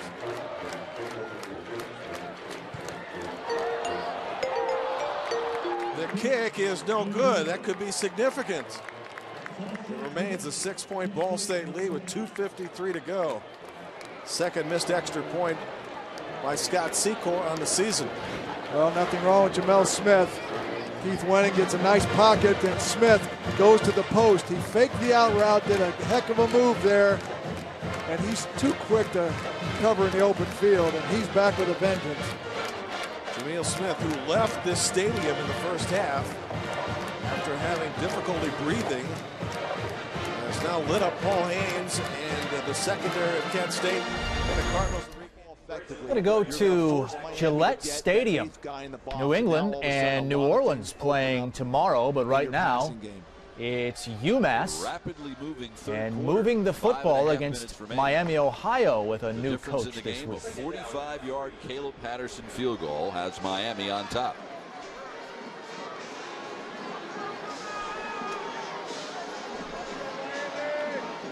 Wilson again. This time, terrific penetration. Got a little edge pressure there. Brought one of the linebackers. Then when you bring a linebacker off the side, Bob, is now everyone else now takes another inside move and takes an inside gap. So if I was a C gap player, I'm now becoming a B gap player. If I was a B gap player, I'm now becoming an A gap player. And it's a way to fill all the lanes. Bryson Albright, the initial hit. UMass 5 for 10 on third down. They need 3 to keep this very good-looking drive continuing. Wilson left side, and he's got the first down. Yeah, if I'm the UMass O-line coach, I'm hollering out there, guys. This is what we do. This is what we need to do. This is how we take a game over. If you can run the football at people, it opens up so many things in your game plan. And that's what's happening right now. UMass is doing a great job running the football right at the front of Miami. Rodney Mills through that block. He was lined up. This is his first snap of the day on offense. He lined up as the fullback. Miami showing blitz, and here they come. Chris Wade, Josh Dooley, the two outside linebackers, both making the stop behind the line of scrimmage. Yeah, I just got done saying about how we as a UMass offense need to run the ball right at them. Well, at the same time, you can't get predictable because you can see what Miami's doing now. They're bringing edge pressure. They're having all their linemen take a crossover step and cross in the face of the offensive lineman, taking a gap, filling all those gaps. It's really tough to run the football that way. So UMass has to be conscious of kind of mixing things up. 2nd and 11.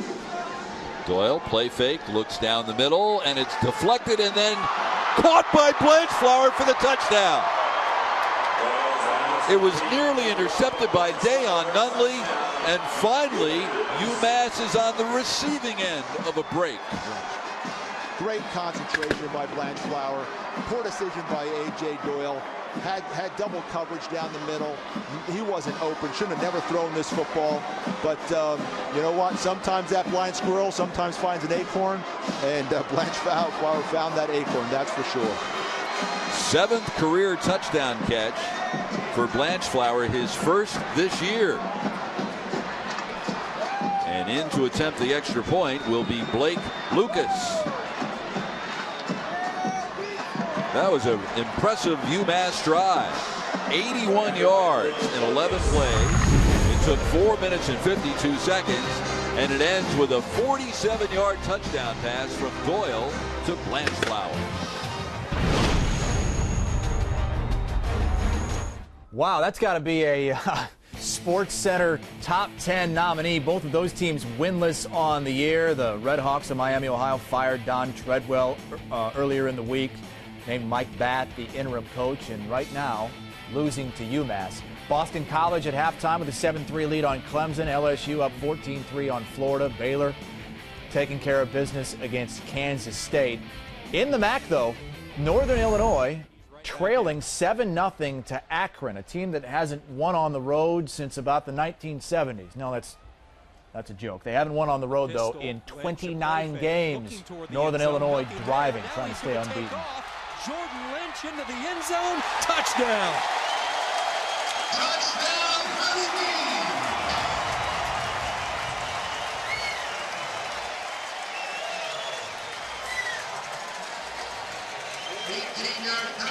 That's where Lynch can be so deadly.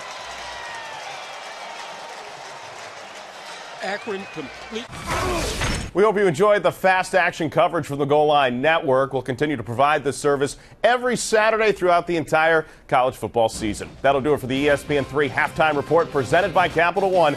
I'm John Brickley. Enjoy the second half.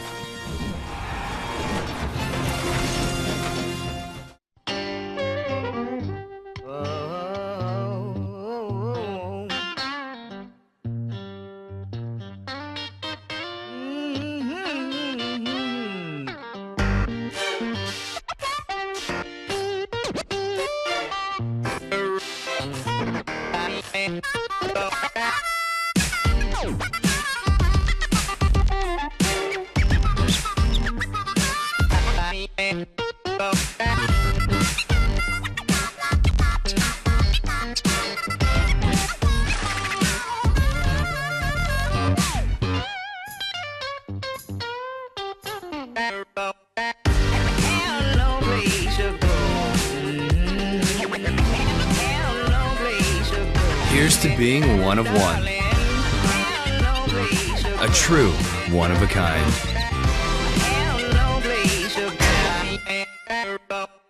One turnover, Matt Elam stripping the football away. Mittner had 20-something tackles for LSU at linebacker, but very impressed. I believe you guys would be as well here, up 14-3 against this Florida defense. And you know, it's been a real fight. I mean, an actual honest-to-goodness fight between the receivers of LSU and the corners of Florida who have matched up in man coverage. Florida's defense has got literally 9 guys up near the line of scrimmage most of the time, and then man coverage. So they're really challenging the passing of Mattenberger to Jarvis Landry and Odell Beckham Jr. And I think the quintessential play in this, to show you how well these LSU receivers are doing against this kind of pressure, was Jarvis Landry was on the right sideline, and he curled up, and the ball came in. And corner Vernon Hargraves III was right next to him. I mean, draped all over Landry. The ball came in, and both Landry and Hargraves got a piece of that ball. And then Landry just beasted that ball away from the defender. He just ripped it away and then was tackled immediately. But it was just a physical fight for that football on the perimeter amongst 2 guys that you consider little finesse guys. Not in this game. The real battle is going on the perimeter. And we've talked a lot the last few weeks about how Florida's offense might be better off with Tyler Murphy in at quarterback instead of Jeff Driscoll. And while it's great that Murphy's not turning the ball over, what we see today is one of those games where they need a quarterback to make plays. And just not turning the ball over is not going to be enough to beat LSU. We've seen that LSU is very vulnerable in the secondary, but Florida really not equipped to throw the ball well, and it's showing here in the first half. Yeah, Murphy only 4 carries for 1 yard, and 1 yard, excuse me. He's had some nice plays prior to this one, but a nice start here for LSU that, look, they can't afford to have a second loss because any slim national title hopes that they still may have would be gone. Let's go right inside the stadium that we're outside of here in Washington. Number 2, Oregon at number 16, Washington. Oregon has just scored, waiting on the extra point, and it is good. So 21-7 is your score here with about 4 minutes to go in the first half. You know, I'd be curious to look up the last team that came from double digits down to beat Oregon. Maybe there's one recently, and I'm not thinking of it, but I think of the last 2 games they've lost in conference play. USC jumped out on them early 2 years ago. Stanford kept it within a 1-score game the whole way. So I would say Washington is definitely in the danger zone right now. Whenever you're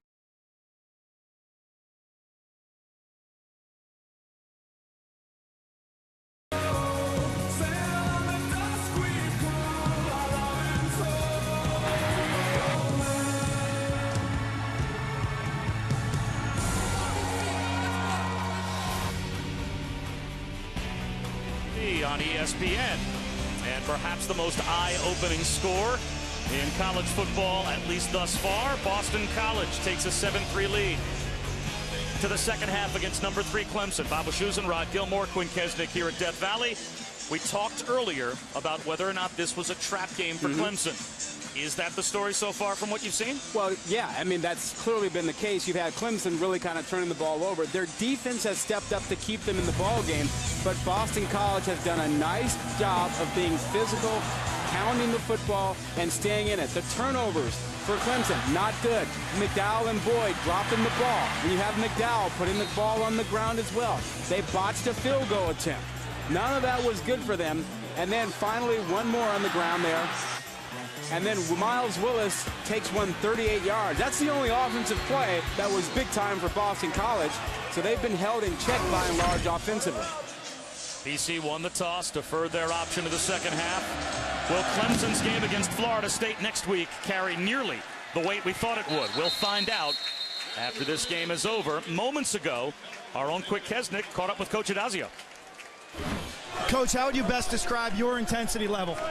Our intensity level right now is phenomenal. Our locker room's on fire. We got to come out now and translate that into that kind of play in the second half. We wanted to get this thing into the second half. It's here. Now we got to compete for 30 minutes, play like a team, stick together, and just compete on every down. What do you think can make the difference? I think we got to execute on offense, make some big plays, get off the field on defense, get a little help in the special teams, and play BC football. Thank you, Coach. Quinn, and our thanks to Coach Adazio, and Boston College will have a chance to execute on offense to start the second half. Play action for Chase Reddick on first down.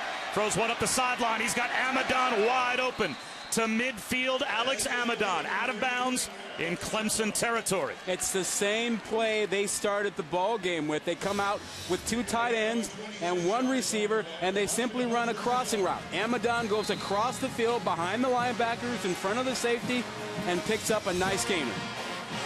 Also of note, Andre Williams is on the field to start the second half. You'll remember he was injured just before halftime, but the nation's leading rusher coming into today, in the game in BC and plus territory. First carry of the second half for Andre Williams. And he works hard for 2.5 yards. As we take a look at our Pacific Life game summary. The miscues certainly a big factor for Clemson. 2 turnovers, and they've outgained Boston College, but that's misleading. Yeah, you see the 2 turnovers, but what it doesn't tell you is this: there were other 2 times they put the ball on the ground, which really affected their drive. So they haven't been clean offensively. Boston College, on the other hand, they've played really well defensively. They have a chance to move the ball here with that opening pass that got them here.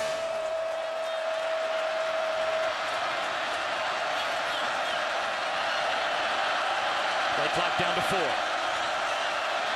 Play clock at 2. Now have to call timeout from the sideline. Well, Coach Adazio knows how important this first possession of the second half is.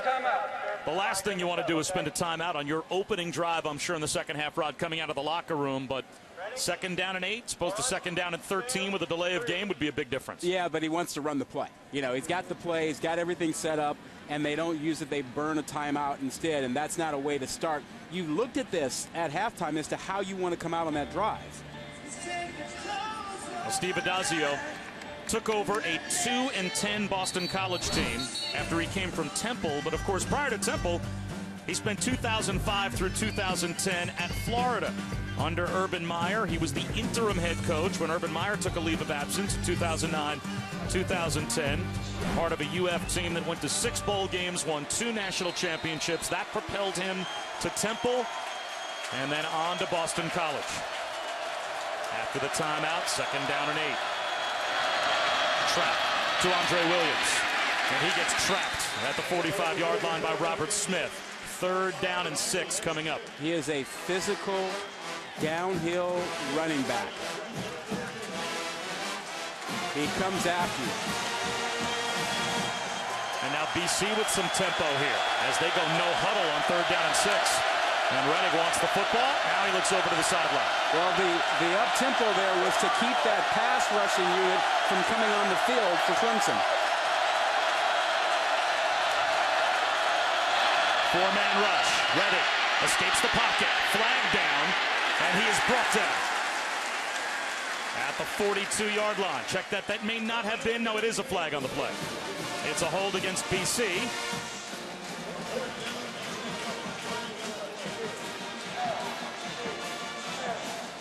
And Dabo Swinney with a decision. It looks like he's going to decline the penalty. On the offense, that penalty's declined.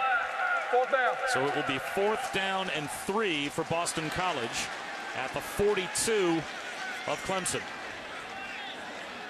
And Boston College has been close with the punts, trying to pin Clemson down inside the 10-yard line, but they haven't quite nailed one. And I'll throw this out there. 4th and 3 in plus territory. If you're going to try a fake punt, this might be the spot you do it. Clemson's guarding against it, though. And a fair catch made by Humphreys at the 10. 31-yard punt, no return. BC flips field position, but Clemson with a chance to take the lead on their next drive.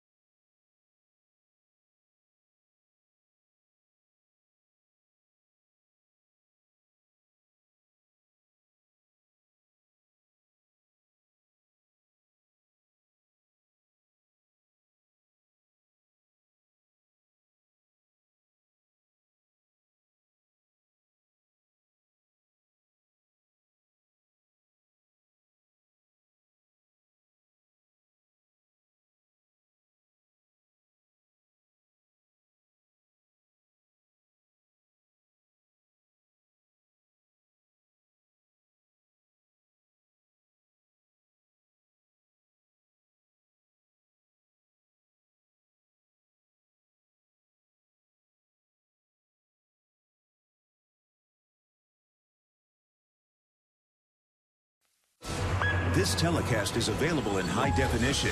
Brought to you by Vizio. A picture postcard day here at Clemson.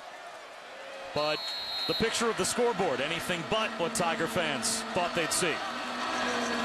Taj Boyd with a handoff to DJ Howard, and he is swamped under behind the line. BC with great penetration up front, a loss of at least 2. First down pressure. DeVito comes from the outside. They bring the blitz, and they run right into the play. DeVito's on the outside coming in, and they bring also inside pressure.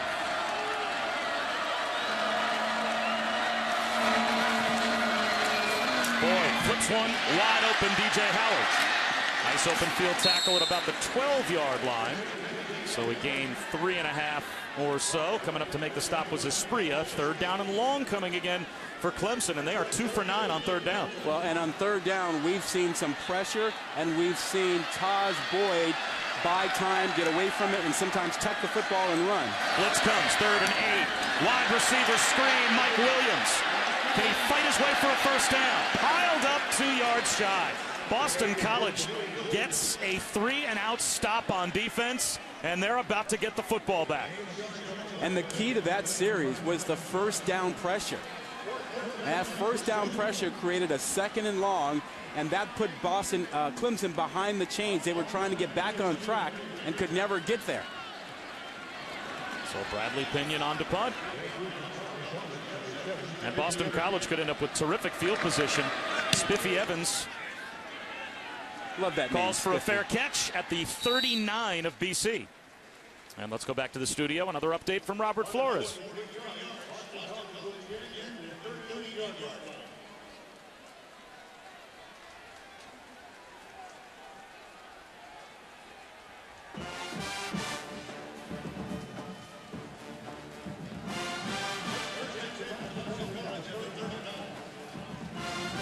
Here at Death Valley, Clemson trying to avoid what would be the upset of the season in college football. Unranked BC here at Clemson with a 7-3 lead early in the 3rd quarter. Bob Wischusen here with Rod Gilmore and Quint Kesnick and the rest of our ESPN ABC crew. Andre Williams can't find a cutback lane. The run game right now not working for either team. Well, there are 2 plays that Boston College runs really, really well. They run the power and they run the counter. That was the counter. This Clemson defense has been stuffing those plays all day long. Boston College is struggling to find someone to give them a chunk yard like they got in the first half from Miles Willis. Alex Amadon, the only wide receiver on 2nd down and 11. 2 tight ends, both set left. Reddick. Spinning out of an initial hit was Williams. And boy, he did well to get back to the line and maybe pick up a yard. 3rd down and 10. Well, they are dialed in on those 2 plays, the Clemson defenses, and they're bringing pressure to take away that power and that counter. And now you've got the 3rd down situation, and Boston College, this is where they struggle in the passing game. They only have Amadon, who's been effective at a wide receiver spot. Coming into today, Alex Amadon had 32 catches. All of the other wide receivers combined, only 21 catches. And now it's 3rd down and 9.5.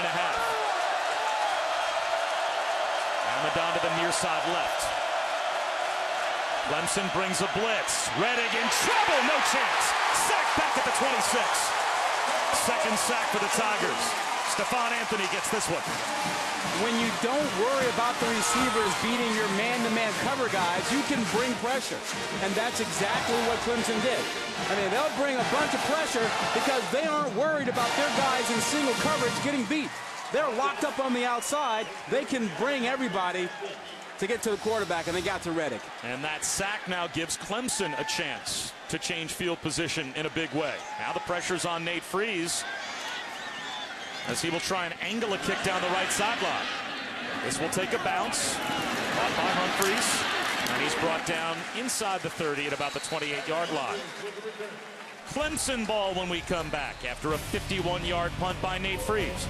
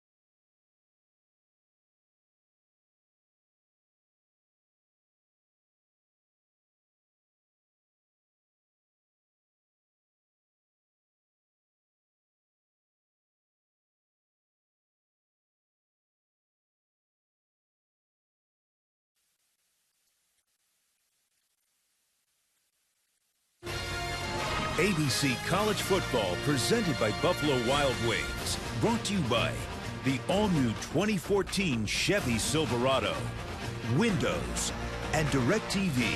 If you call yourself a sports fan, you gotta get DirecTV. Call 1-800-DirecTV.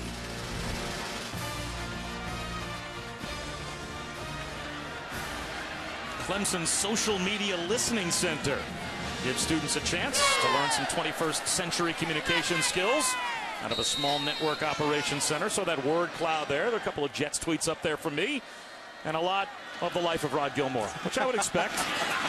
Roderick McDowell, pardon me, gets to the sideline and picks up about 6. And the contrasting styles evident in the number of plays and time of possession. It doesn't take Clemson a long time to run plays. On the other hand, Boston College, they take a lot of time and they've run fewer plays. McDowell again. It'll be 3rd down and 2. Good job on the interior of that defense by Josh Keyes to make the stop for BC, and they force another 3rd down. And Clemson so far today is 2 for 10. How long can this BC defense hold on? I mean, can you really keep the Clemson offense down the entire ball game?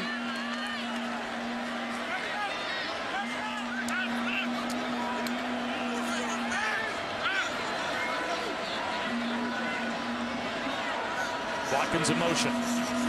Straight up the middle. McDowell. He's got a 1st down and more. Broken tackle to the 50-yard line. Roderick McDowell, the leading rusher for Clemson, picks up 13 more. We've seen Sammy Watkins be a decoy. They don't pay much attention to him this time, but that action is very important to what they do offensively. Out on the edge, it's Adam Humphries, and he's to the Boston College 48-yard line, a gain of 2. Well, but Sammy Watkins still has to be a factor in this offense. I mean, Boston College has done a good job of doubling him, but when he's had single coverage, Boyd hasn't found him. Now it's Zach Brooks in at tailback.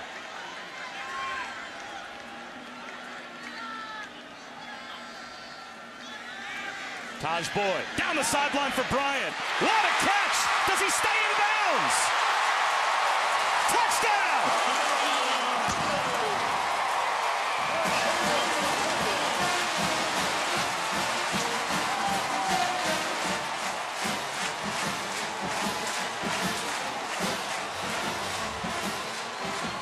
There's a penalty against Clemson. A flag down back at the line. Even if it turns out that Bryant stayed in bounds, it's all for naught as the touchdown is coming back. Legal formations on the offense, more than 4 in the backfield. 5 yards, 1st down. Well, Rod Gilmore, we'll have to take a look back at the formation, and you can count the players and judge the call as Dabo Sweeney's trying to keep his team under control. Yeah. Well, you can't see it from there, just how many guys they have back. But there you see 1, 2, 3. They don't have enough guys to me in the line of scrimmage. 1, 2, 3. They need to have one more guy back. They don't. So an illegal formation against Clemson. 5 in the backfield. And instead of a long touchdown, as the smoke is still hovering from the fireworks after the touchdown over the field, it's 2nd down and long. And now it's 3rd down and long as Sam Cooper gets to the BC 49-yard line. But BC learned a lesson on that non-touchdown. They have to stay out of man coverage. That's pretty smoky. They're trying to play through the haze here in Death Valley. And Clemson has their own haze as well. The premature touchdown celebration, the flag came out. 3rd down and a long 8. Boston College comes with a blitz. Boyd looking for a touchdown to Watkins. He's got it!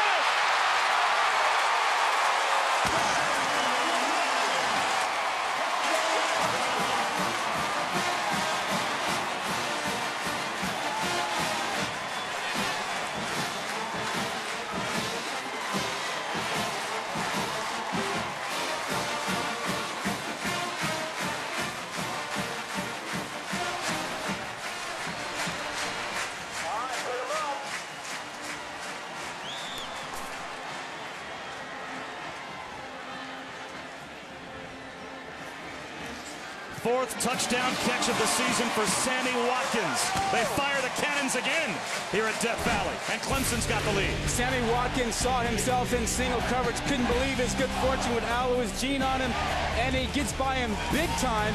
And who thought Boston College would come back with man coverage again? Wow.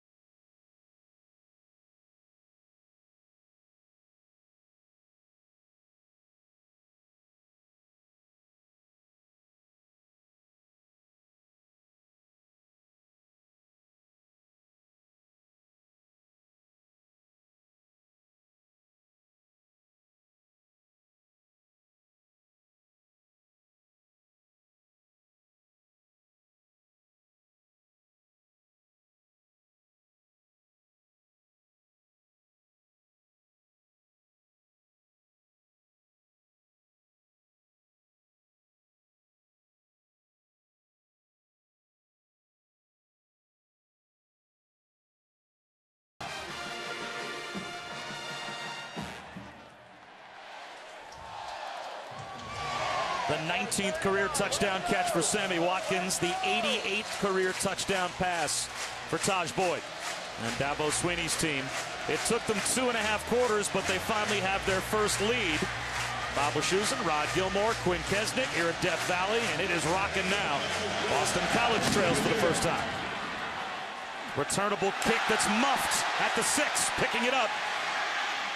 Here's Wills.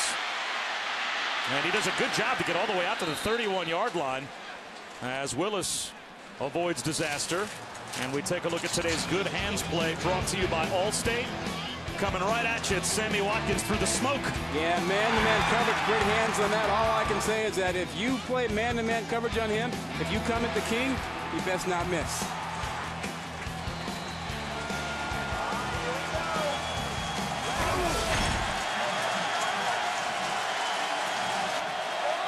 So now it's back on BC's offense, as their defense could only have been expected to hang on for so long. Play action. Reddick on first down. Looking for the home run ball for Amadon. He's got a step. He's got it in stride. Amadon! Touchdown!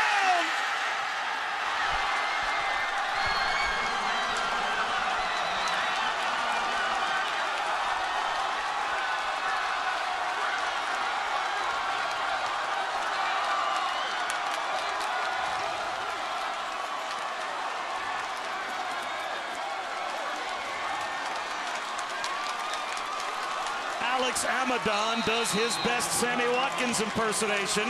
One play, 69 yards, and Boston College has the lead again. Hard to believe. Great throw, great catch. And the formation had everything to do with this. He's right here. He's going to be working against the freshman Curse. Watch him give a double move after he breaks down his cushion. And the play action holds everybody else. He's locked on the freshman. Curse gets his cushion broken down, and he's dead to right. Amidon just blows by him. And a perfectly thrown ball by Chase Reddick. Jaron Kearse, number 20 in pursuit. True freshman starting at safety today in place of Travis Blanks. Travis Blanks is the sophomore, normally the starter. He's more experienced. He has a strained PCL in his knee. We talked to Dabo Swinney yesterday. He said he could play, but we'd prefer to sit him if we could. Well, you wonder now if he's going to regret that decision, as you've got the lack of experience on the back end. They were fully aware of the limitations with Kearse. He's a great athlete, but he's inexperienced. And they saw some of that against Syracuse when he stepped into play. And you can be certain Boston College was aware of it, and they were looking for the opportunity to get a matchup against Kearse out there. And he's going to be a great, great player. He does some fantastic things, but he got Amidon on him, broke down his cushion, and at 6'4", Kearse got a lot of leg to bend and turn and go with a guy who can really change direction. Freeze forces a touchback, and it will come out to the 25. Get your NFL Sunday started tomorrow on ESPN at 10 a.m. It's Sunday NFL Countdown presented by IBM. This week's Seahawks cornerback Richard Sherman sits with Darren Woodson to discuss the art of getting in an opponent's ear. And before you set your lineup, catch Fantasy Football Now, presented by Papa John's at 11 a.m. on ESPN2. Love Richard Sherman. And now you've got Dabo Swinney talking to the true freshman. Hey, tell him he's got to forget about it and go play. Learn from it. Don't get your cushion broken down. Keep everything in front. You'll be fine.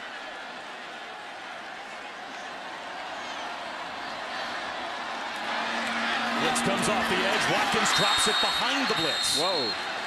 Well, there is what amounts to a solar eclipse, a drop ball for Sammy Watkins. Yeah, kidding me? Sammy Watkins drops a ball? So it's 2nd down and 10. Yeah, that touchdown pass really changed things in the stadium. The crowd is nervous. Play action for Boyd. This time Watkins makes sure, and he's got a first down.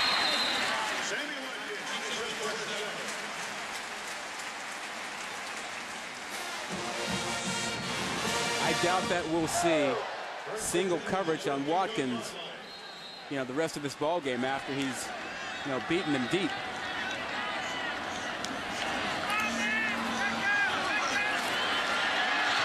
Boyd long to the sideline. Adam Humphries makes the catch, and that might have been option 3. It was on that play for Taj Boyd. He looked deep first for Bryant, couldn't find him, then came back. Watch him make the second look for Watkins. He's not there, and finally he comes back for Humphries. That's some pretty good reading from the pocket. And a gain of 19. Just like that, Clemson in business again at the BC 43. Flags down. It'll be a false start called against the Tigers. Boston College is doing a good job. False start. Number 2 on the offense. 5 yards. First down. They're doing a good job of timing their blitzes. And so after the play is called, Boston College at the very last minute, they're bringing the pressure right into the area where Clemson didn't expect it. Is that one downside, maybe an unintended downside of the NASCAR fast-paced offenses? You're on defense. If you're going to blitz, they're just going to get up there and snap it. Yeah. Boyd with a flag down, flushed out of the pocket, jump ball. And it's broken up, intended for Martavis Bryant. We'll have to check the penalty. That was a dangerous throw from Taj Boyd. That was anybody's football. And it's holding against Clemson. Holding, number 62 on the offense. 10 yards previous spot. First down. That's now 5 penalties on the Tigers. And it will be 1st and 25. Back at Clemson's own 42. Tyler Shatley, a grad student, 5th-year senior at right guard, called for the penalty. At one point, the concern for Dabo Swinney was simply Clemson beating Clemson with mistakes. But with Boston College showing in the second half, they can make some plays. He's got to be concerned with Boston College beating Clemson. 3-man rush on 1st and long. High throw, incomplete. Matt Porter, the intended receiver. It'll be 2nd and 25. The last 4 or 5 plays for Clemson, they seem out of sync. Penalties, missed throws, just not continuity, and certainly not picking up when Boston College is coming with their blitzes. Like Boyd is running for his life on almost every single down. Don Brown's dialing up some pressure, but certainly helped out by the penalties and the hole that Clemson's putting themselves in. Draw play to Zach Brooks, and he is hit hard. Crowd was looking for a call, but Stephen Daniels in the middle of the field pounded down Zach Brooks. Yeah, watch the end of this. Now, there's nothing wrong with the hit from Daniels. He got him right in the numbers, right in the chest. I think the crowd reacted to the first arm that was up high. 3rd down and 20. At a volley. Taj Boyd looking for a home run for Humphreys. Incomplete. And Clemson will have to punt. The Clemson sideline screaming for a flag. They thought that Humphreys was held. So the penalties really killed the Tigers' momentum as they get, with a couple of quick hitters from Taj Boyd, into plus territory. They've been out of sync the entire day. Early on, it was turning the ball over. In the second half, it's been penalties. EC getting the football back. Spiffy Evans calls for a fair catch. And Fields at his own 7-yard line.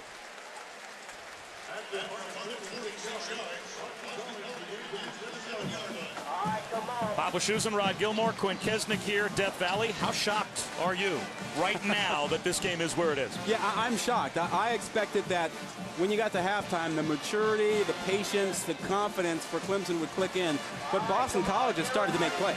I mean, they're making plays on defense. And then the big touchdown pass to Amadon, I think, shocked everybody, shocked the stadium, and has changed the feel of this game. BC with the football back, but at their own 7.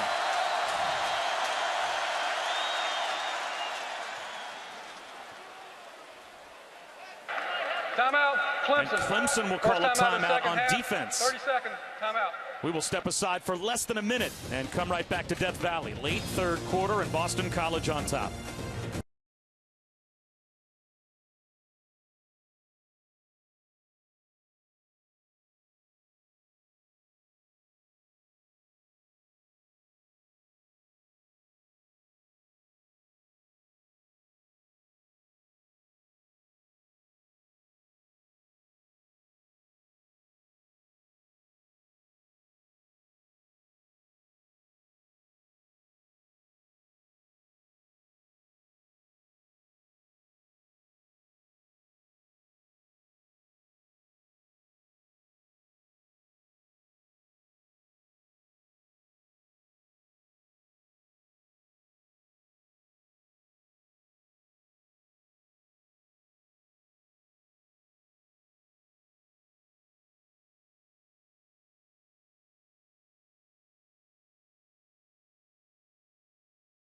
Back to the ACC on ESPN.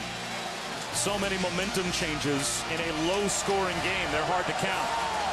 And the fact that the game is as low-scoring as it is a shock. Boston College on top of number 3 Clemson by 4. Clemson's committing 9 guys to stopping the run and singling up. And BC tries to run it anyway, and they do it well. Andre Williams runs a man over all the way out to the 24-yard line. Wow.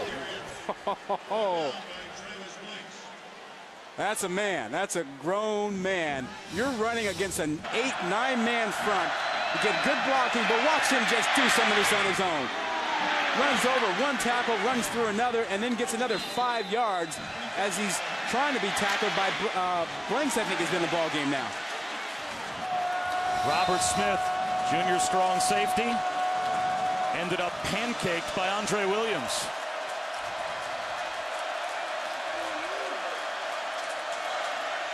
Williams again. A gain of 2. The Boston College coaches felt strongly that they had to stay with the rushing attack and that it would pay off late 3rd quarter in the 4th quarter.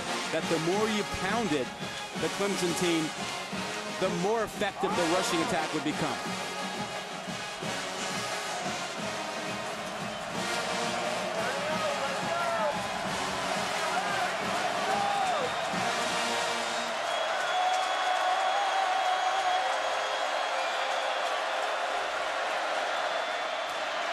Third down and a mile coming up. Vic Beasley makes his first really impactful play of the day as he caught Andre Williams back at about the 21-yard line. Now it's third down and 13. That's just a great defensive call by Venables. I mean, he anticipates that they're going to run that counter to the outside, and he brings his pressure to the side where he expects the counter to go. Vic Beasley makes a big play. Brent Venables told us that Vic Beasley is no longer a guy that just flashes on third down. He has become a consistent 3- and 4-down player. Now, Boston College will likely move the launch point here. How do they play Amadon? That's Dudek in motion. Third down and long. What will the call be here? A false start or jumping into the neutral zone to induce the false start? False start. On the offense, number 62. 5 yards, third down.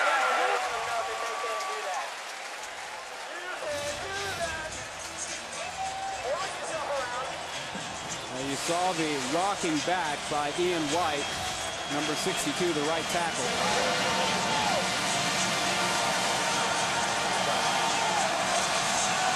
If you're Ryan Day, the offensive coordinator for BC, how frisky are you getting on third down a mile at your own 16-yard line? Law play or screenplay?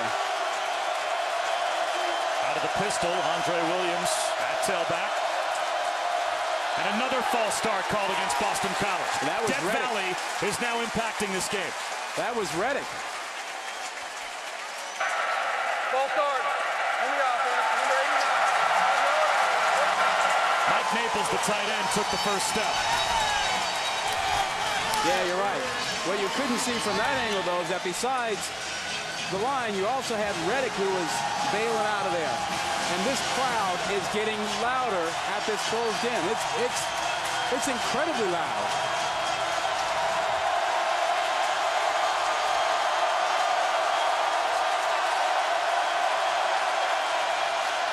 Boston College will play to punt.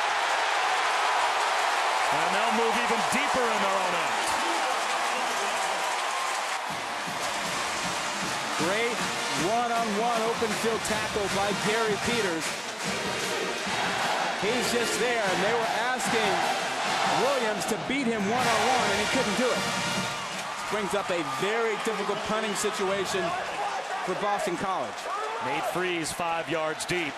And on the plus side of the 50, it's Adam Humphries.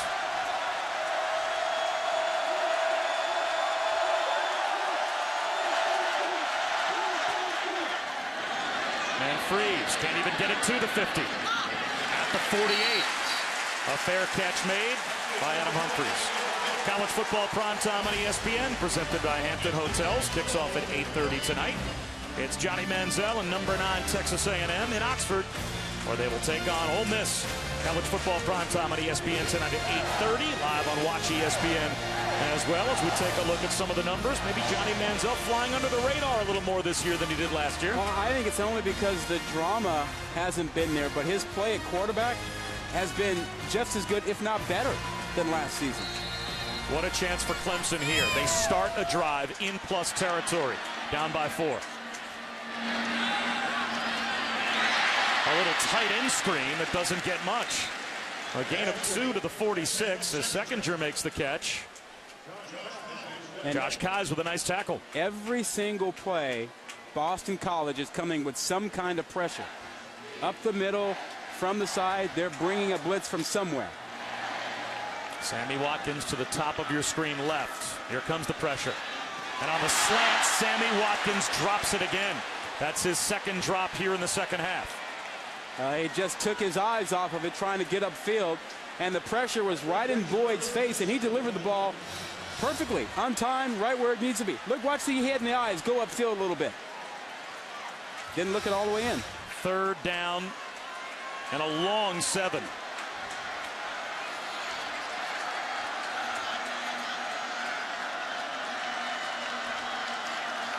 BC rushes 4. Boyd off his back foot. Checks down underneath to McDowell. And he is laid out at the 39-yard line. A yard shy of a first down. Sean Sylvia makes the tackle, and now what does Clemson do? Do they go for it on 4th and 1? That was a huge tackle, a huge hit. But Clemson will go for it. I mean, this is beyond the field goal range, just like they had in the first half. I think this is a no-brainer. Outside of the one big play for the touchdown for BC offensively, they haven't moved it. They may take a shot. They may take a shot here. A counter toss to McDowell. He's got the first down. Well executed by the Tigers. It's a first down on 4th down to the BC 35. How about how physical this game has gotten?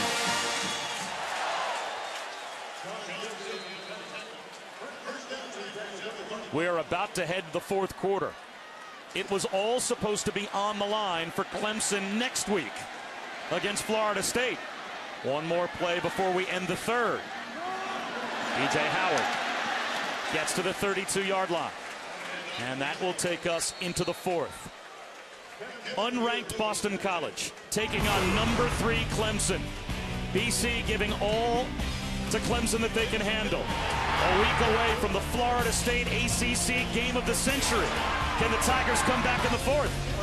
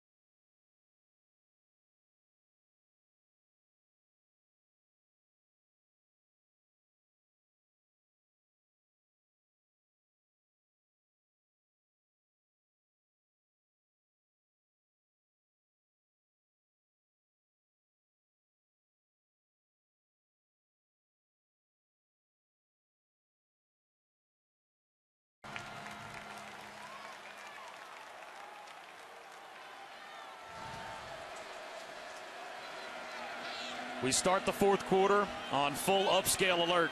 Boston College with an upset possibly in the making as they lead Clemson 14-10. Dabo Swinney's 3rd-ranked Tigers a week away from playing Florida State. Struggling with BC. Taj Boyd, jump ball, and it's pulled in. Seckinger makes the catch inside the 15 at the 13-yard line. Trust in your receivers. This was well covered but Boyd believed that Seckinger would come up with this ball. There are actually 2 defenders in the area. He puts it up there, and Seckinger makes the play. BC jumped in the neutral zone. That might be a free play. DJ Howard to about the 7-yard line. But it seems like Boston College was offsides at the snap.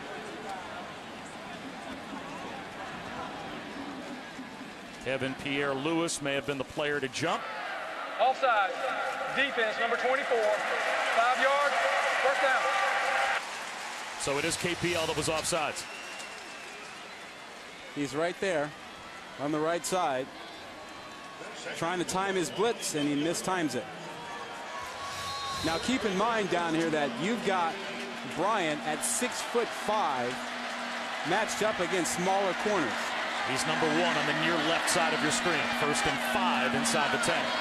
And they're showing a corner blitz, and Boyd is checking his play now. And Boston College responding. Trap a handoff to McDowell. He's hit by Stephen Daniels after he picks up about a yard, maybe a yard and a half. It'll be 2nd down. Just outside the 6-yard line, 2nd and a long 3, and now Kevin Pierre-Louis is down on one knee. He needs some help from the BC trainers.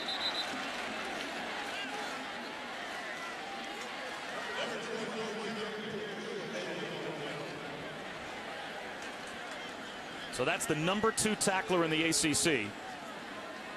He was the ACC linebacker of the week last week. He had 18 tackles in the game against Army. And now you take him off the field inside the 10-yard line. Taj Boyd, on the other hand, continues to climb higher and higher up the ACC charts in terms of career passing yards, as he is only 6 yards away from passing Chris Wenke for 3rd all time. He'll get Wenke. He might get Lewis. He should get Lewis, but he probably won't get Phillip Rivers. And now down here, will Clemson have to throw the ball?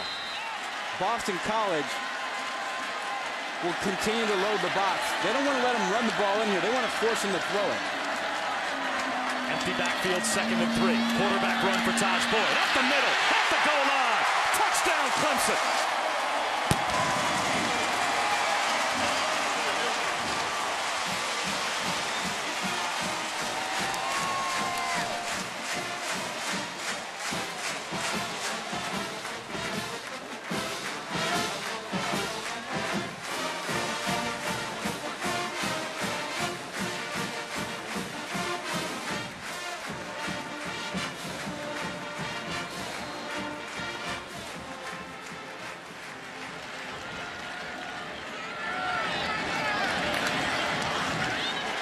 Boyd's 21st career rushing touchdown puts Clemson back on top.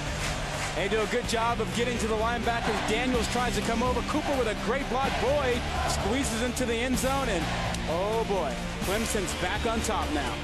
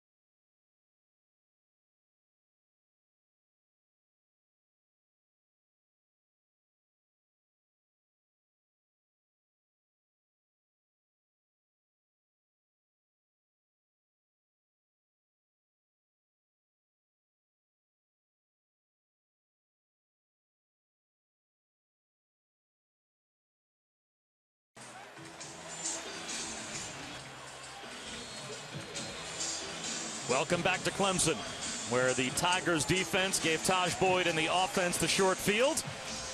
And Clemson takes advantage, and they have the lead back by a field goal. It's been a terrific game. Bob Wischusen alongside Rod Gilmore. Quinn Kesnick down on the field. And not a returnable kick for Miles Willis, as we get another scoring update back in the studio with Robert Flores.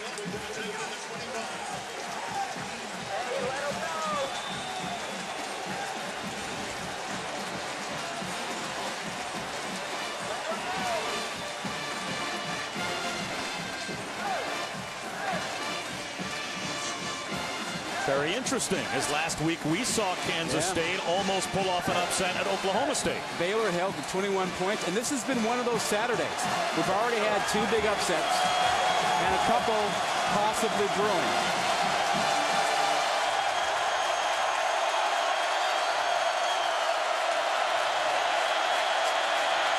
Play action fake for Chase Reddick. A bootleg, steps up in the pocket, and he will throw this one away. Hit hard by Corey Crawford, and in on the pressure, Deshaun Williams, and that's not the only hard hit we've seen. Oh, this has been a physical ball game. Just take a look at what's been dished out to Clemson and what Clemson has given back. It's been a big hitting ball game, and keep in mind, even if Clemson wins this ball game, while they're pounding it out today, Florida State is sitting at home waiting for next week. Boston College has to get out of the huddle. They can't afford to take a timeout with the clock stopped. They clock down to 7. Andre Williams breaks a tackle and picks up about 2. And did well to pick up 2. And Stephon Anthony finished him off. It'll be 3rd down and 8. Well, Boston College hasn't had an answer on 3rd down in the second half of this ball game. When the pressure comes, where's the answer? Amadon is the best receiver, and he's been doubled in these situations. They have to find an answer. Where is it? BC started 2 for 3 on 3rd down. They're 0 for their last 7.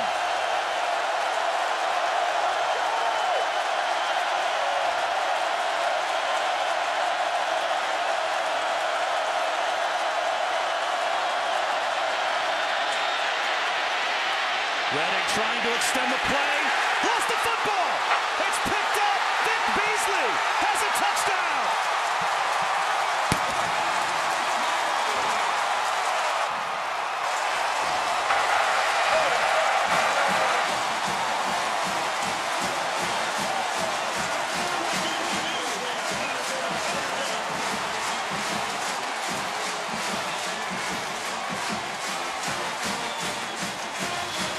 This is the Clemson defense making a play. Great coverage down the field, only a 4-man rush. Beasley stays active with this, and Reddick simply trying to make something happen in a very bad situation. Had no business trying to throw that football while he's being tackled. Serves up a touchdown to Beasley. The junior backup linebacker, Tony Stewart, caused the fumble with the sack of Reddick. And Vic Beasley gets the scoop and score for the Tigers. And it's now a 10-point Clemson lead. The mistake that Boston College absolutely, positively could not afford to make, Rob, they just made it. And Beasley takes advantage.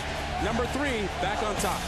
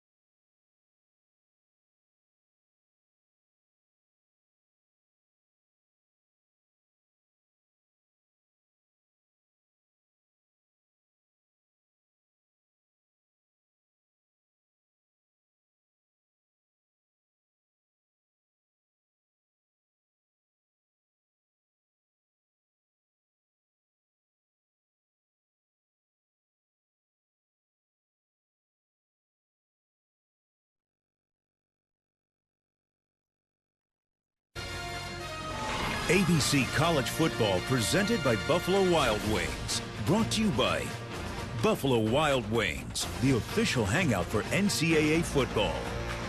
Dr. Pepper, always one of a kind. And AT&T, rethink possible.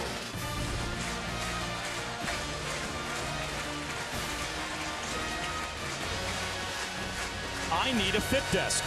Oh, that's what those were. No. Here at Clemson, they've got the stationary bike with the desk on top. Kids stay in shape while they do their homework. Either study or exercise. You can't do half and half. My problem is normally I'm studying to get ready for our games, and the yodels are within arm's reach.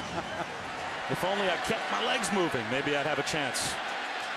Miles Willis has to take a knee. 2 touchdowns for Clemson in 1 minute and 2 seconds. This last one on defense. Sometimes punting is not a bad idea. Just watch here. You've got 5 receivers in the pattern, and nobody's open. You just look around. Where are you going to go with the football? Where? Nobody's really open. So throw the ball away. Throw it away and punt the football. Instead, Reddick tries to make something happen, tries to buy time. He loses the football. Beasley gets the score. Now you're down 10. A jet sweep to Amadon. He's up the sideline. Not just because he wears 83, but he has a little bit of Wes Welker in him. He is an elusive guy, and he picks up close to 10 yards. And a really good football player. We're talking about an all-ACC receiver last season. Will probably be one this year as well. And now Boston College out of their element a bit as they go hurry up with a diamond formation. And a handoff to Andre Williams. And he works hard to pick up 4 yards. Spencer Shuey ended up on top of Williams. It'll be 2nd down and 6. I understand the thinking here. You don't want to panic and throw the ball 3 times and go to the sideline and put your defense back on the field and make it a 17-point deficit. You want to be patient.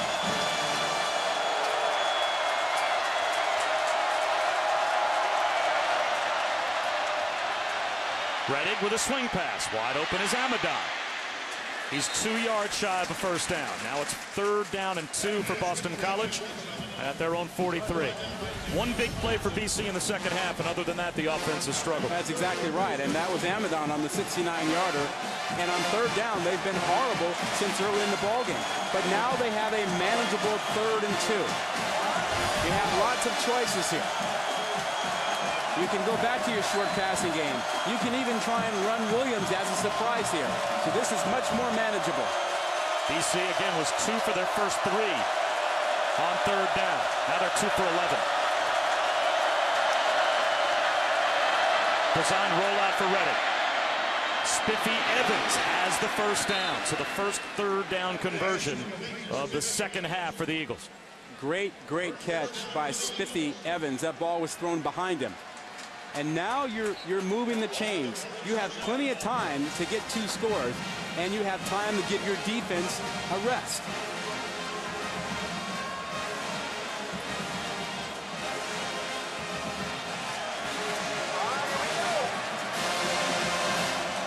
Amadon again, the lone wide receiver, and he comes into a bunch formation, tight left.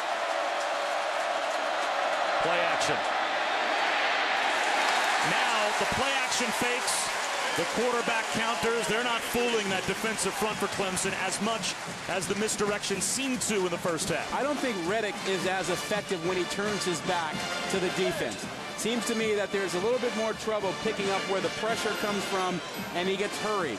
He's much more effective when he has a chance to see the pressure on his drop back or taking the shotgun. So I would eliminate anything now where he has to turn his back. That time all he did was turn around and see Vic Beasley. Yeah, not a good thing. Not if you're a quarterback.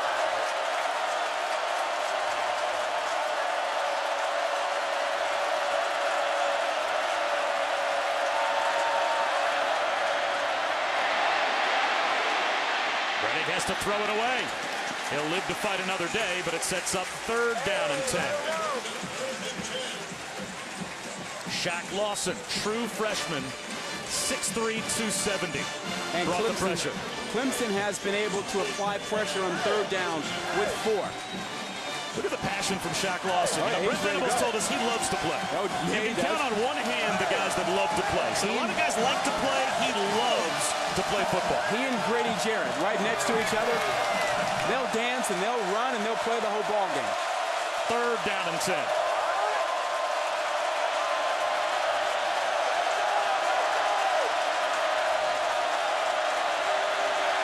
Pressure coming. Reddick, false start. The play blown dead. It's going to be a 5-yard penalty against BC, and it'll be 3rd and 15. Prior to snap, false start. Number 83 on the offense. 5 yards, 3rd down. That has to be at least the 3rd, maybe the 4th pre-snap penalty in the second half against Boston College that seems to be crowd noise driven. If you're coming to play here, you better bring your silent count and your hand signals. Because when this crowd wants to take you out of it from calling plays, they will take you out of it.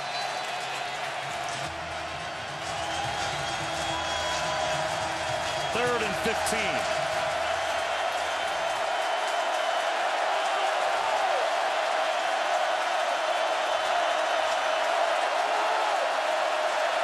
Play clock at 3. Reddick needs the ball. They barely get the snap off. Another flag. No, a timeout called by BC from the sideline. And Steve Adazio, I think, is asking for a little bit more tempo. Saying to his 5th-year senior quarterback, what are we waiting for? They have to spend a much-needed timeout down by 10 to avoid a delay of game.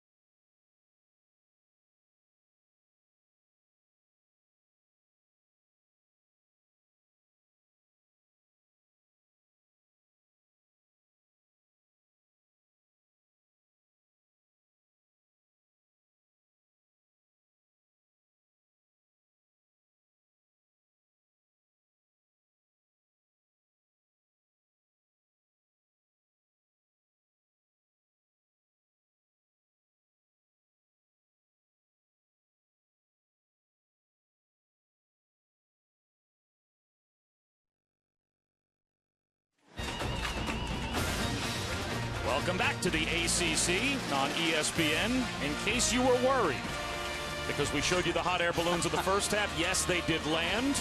They got back safely. Our cameraman, Eric Liddell, that apparently spent the last 9.5 hours of his life in a hot air balloon, and is home safely, all is well. And you're not singing hot air balloon, but I'll take the version done by Owl City.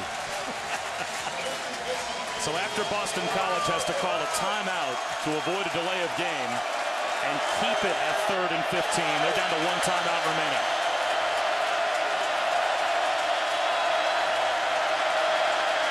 Four-man rush. Reddick still under pressure. Flag down. And Reddick down.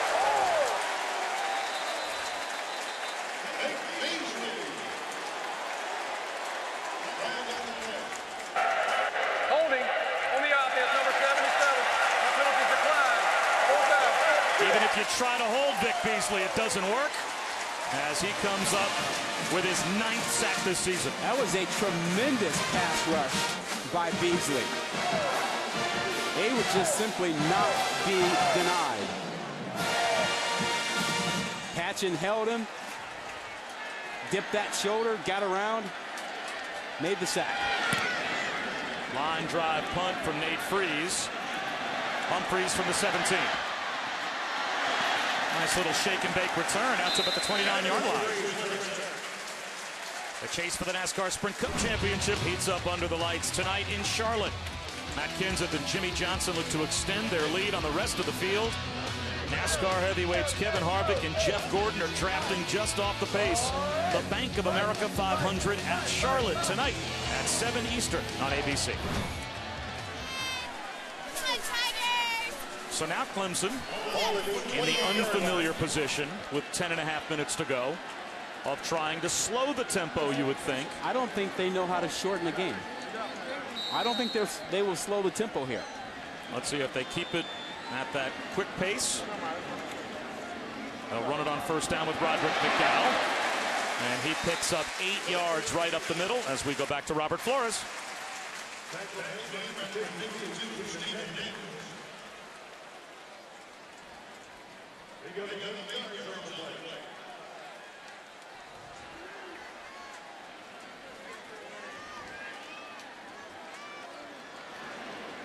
All right, Robert, thanks very much. Fourth quarter here in Death Valley. And Rod Gilmore, you were exactly right. That looks to be good enough for a first down on the swing pass to Adam Humphreys. But Clemson up by 10.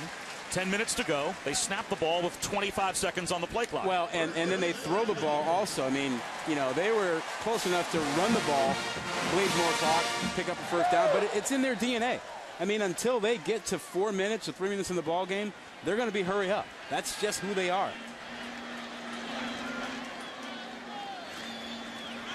And off to McDowell, and he's thrown down behind the line.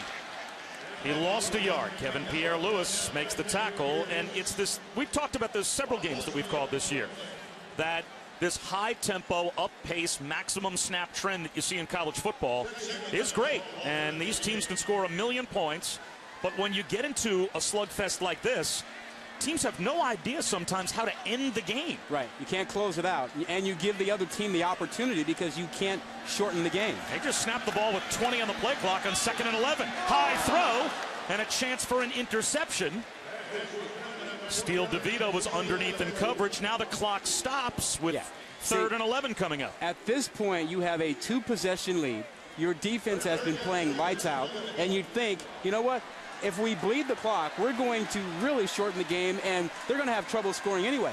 But if you go 3 and out here, you give it back to them. There's plenty of time left for BC to come up with plays. Well, Clemson has already picked up a first down here. Now it's 3rd down and 11. It took them a couple plays to pick up the first down. But what, 30 seconds? Even having said that, the force and effect, if they get a stop here, would be like a 3 and out.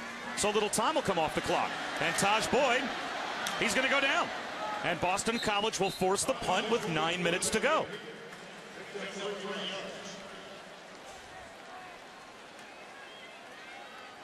Only 1 minute and 27 seconds up off the clock from the time that Clemson gets the ball after the punt return. And now they're going to let the clock wind down, but so much more time could have come off the clock had they been more patient offensively. You're becoming a Adazio. Relax. It's okay. It's who they are. I make coffee nervous, just like Steve Adazio. Oh, man. I get it. I feel your pain. Shorten the game if you can. So Bradley Pinion kicks it away. An NFL-looking punt. Spiffy Evans from the 14. And he has nowhere to go. He saw nothing but orange. And he will go down inside the 20-yard line. 44-yard punt, 4-yard return as we take a look at our Pacific Life game summary. Not much offense in the second half for Boston College, and Vic Beasley a big reason why. Yeah, Beasley's had a terrific second half, getting a sack, picking up a sack here, and also getting a fumble recovery here off of this sack that was on Reddick by Tony Stewart, and Beasley gets to celebrate, and they scored 14 points in just over a minute to change the complexion of this ball game. Boston College in a 2-possession game has the ball back. Only 2:05 came off the clock with Clemson's last possession, and Andre Williams runs for 4 yards. And I think also, Rod, Clemson not taking a lot of time off the clock, snapping it so early in the play clock. Now it even leaves BC in a two-possession game with their entire playbook at their disposal. They can run the ball because you still have 8 minutes to go. Yeah, I think they will pick their places to throw, but I think they felt like, okay, we cannot be panicky. We can relax our guys and run at some to show them we're not worried here. Reddick rolling out. Needs some help. There's no one to throw to, so he'll run out of bounds. And that will stop the clock, at least for the moment, about 2 yards shy of a first down. But again, it gives them another manageable third down. The last time they had a 3rd and 2, 3rd and 3, they converted. Prior to that, they really struggled.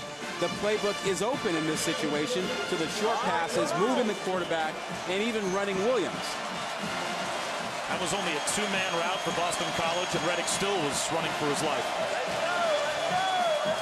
And now BC needs to have a little more of a sense of urgency. Not sure what they're doing. They had to call their final timeout from the sideline. Are you kidding me? Steve Adazio just called BC's last timeout from the sideline as they were stuck in the huddle before 3rd down and 2 with the clock winding down, and they're down 10. Curious clock management for both teams.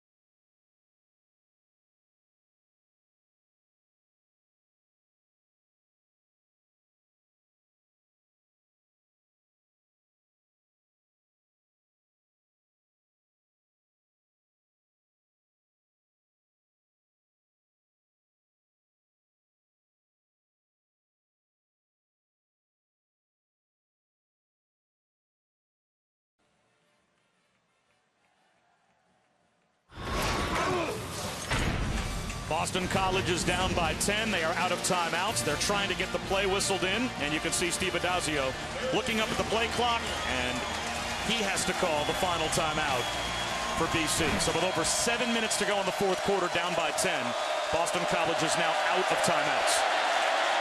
And it's 3rd down and 2. Reddick needs help.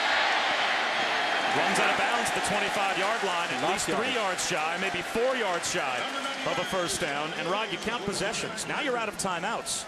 You probably have to go for it down by 10 with 7 minutes to go. Yeah, you have to have a better play in that situation.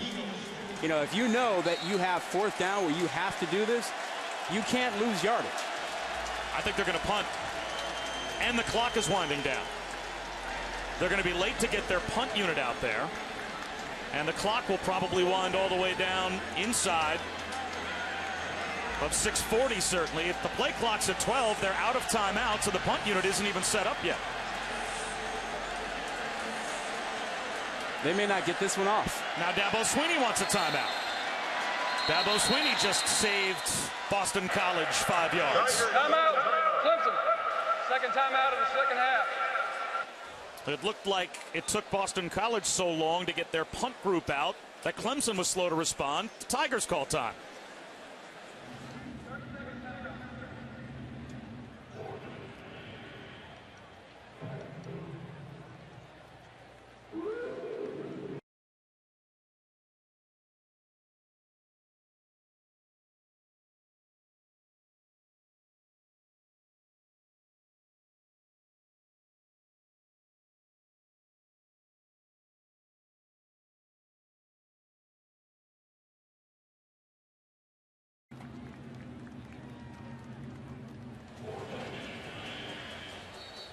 So Clemson down to 1 timeout remaining. Bob Wischusen here with Rod Gilmore. When Kesnick down on the field, it's still 4th and 2. And BC will send the punt group out. 6.5 minutes to go. And Rod, they are out of timeouts. Can they punt the ball away here and still win? No. No, they can't. I mean, the clock management, the last series, has just been awful. And Clemson's tried to help them by mismanaging the clock when they had the ball. And Freeze will kick it away as Clemson will not even drop a returner back. So this will land inside the 20 and die right about there. College football primetime on ESPN, presented by Hampton Hotels, tonight at 8:30. It's the Heisman winner, Johnny Manziel, and number 9, Texas A&M, heading to Oxford to take on Ole Miss. College football primetime on ESPN tonight at 8:30, also live on Watch ESPN. So with Boston College out of timeouts, is there any reason, up 10, for Clemson to go up-tempo here? Absolutely not. They should run the ball, shorten the game, and be done with it. They will run the ball. And Roderick McDowell has 5 yards on first down. Now, remember that the third quarter ended with Boston College ahead 14-10. And in a span of just over a minute, Clemson got 2 touchdowns. Boyd ran one, and then Beasley got the fumble recovery, running in for a touchdown off of the sack. And that changed everything. And the scoop and score by Clemson's defense, making it a 2-possession game. Boy, did that radically change the feeling of this game. And now Taj Boyd is letting the play clock wind down a bit. 2nd down and 5. And now the senior is in control as the play clock is under 5, and he's set to go. And McDowell hit and driven back, maybe picked up a half yard. Connor Wojak made the tackle. It'll be 3rd down and a long 4 close to 5. You know, Dabo Swinney told us yesterday that he was glad to be playing today as opposed to being in Florida State's position of watching. He said he'd rather be playing. I'm not so sure, given how physical this game has been. I mean, Boston College has brought it. His team has taken a big shot today, and they've got to turn around and handle Florida State next weekend.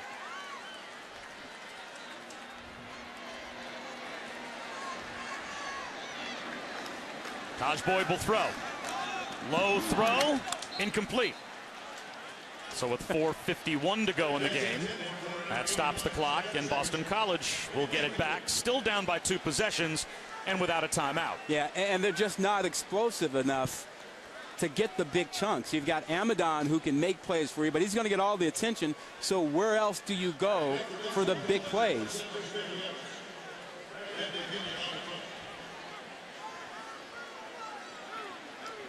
Boston College might have to load up and look for a punt block. They will, and they almost got there.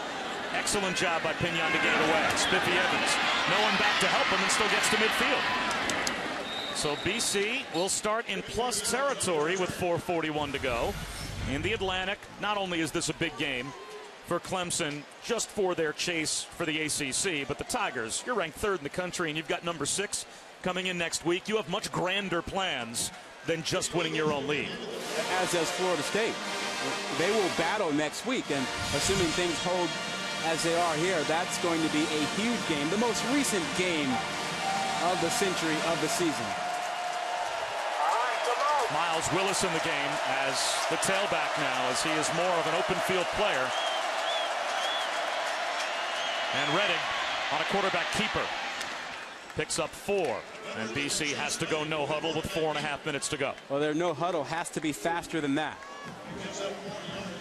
I mean, you're burning clock. You're burning clock. Now they're huddling up.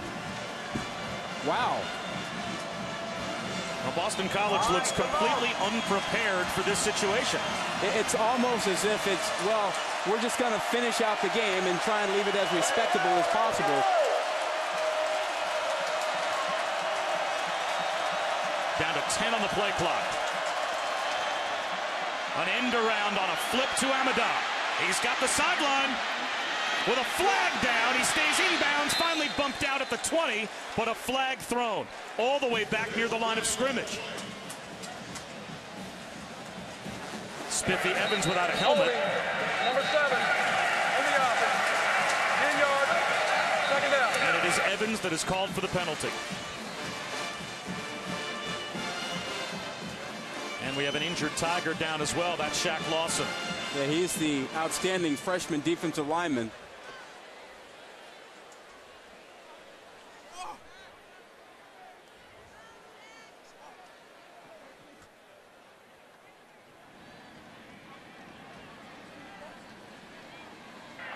Holding, number 7 on the offense, 10-yard spot of the foul, second down. 3:51 to go in the fourth quarter.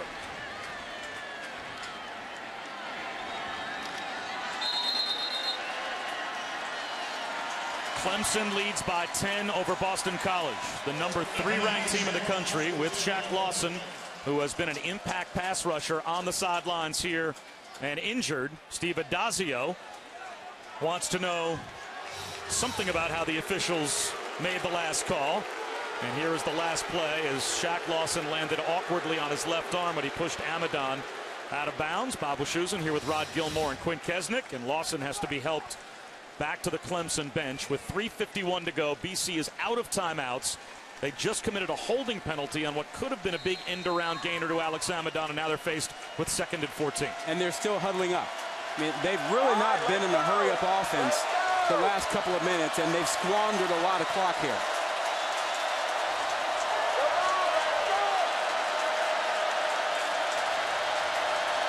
Play clock down, under 10 again. Reddick with the pocket collapsing. Goes down, back at the 45. 5th sack of the day for the Tigers. He's been under duress all day, but you just can't hold on to the football. You have to get rid of it. You've got to throw it away and come back and play the next play.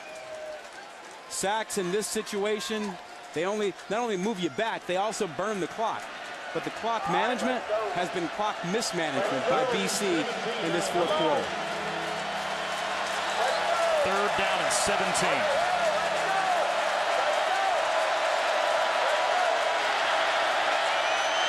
Again, a 3-man rush. Just about got there. That ball tipped and incomplete, intended for Evans. Good coverage by Spencer Shuey. And with 2:43 to go, it is 4th and 17. And I think they're punting. Boston College brings the punt group out. Wow. So Steve Adazio must not want to put Chase Reddick in harm's way with the pass rush any longer. It's a fake punt on 4th down and a mile, and there's no chance for BC to pick up the first down, so Clemson takes over on downs, and they will survive and win this one. And this sets up a big weekend next weekend, not only on Saturday, October 19th at 8 Eastern will it be Saturday Night Football, but we are able to officially announce now that College Game Day, built by the Home Depot, is coming back to Clemson. 9 a.m. to noon Eastern next week. And then under the lights at 8 Eastern, Saturday Night Football presented by Windows. It'll be Taj Boyd and Jameis Winston squaring off. Florida State and Clemson will have all the pomp and circumstance that we expected it would. Big run here for Zach Brooks, all the way down to the 22-yard line. And let's go back to Robert Flores.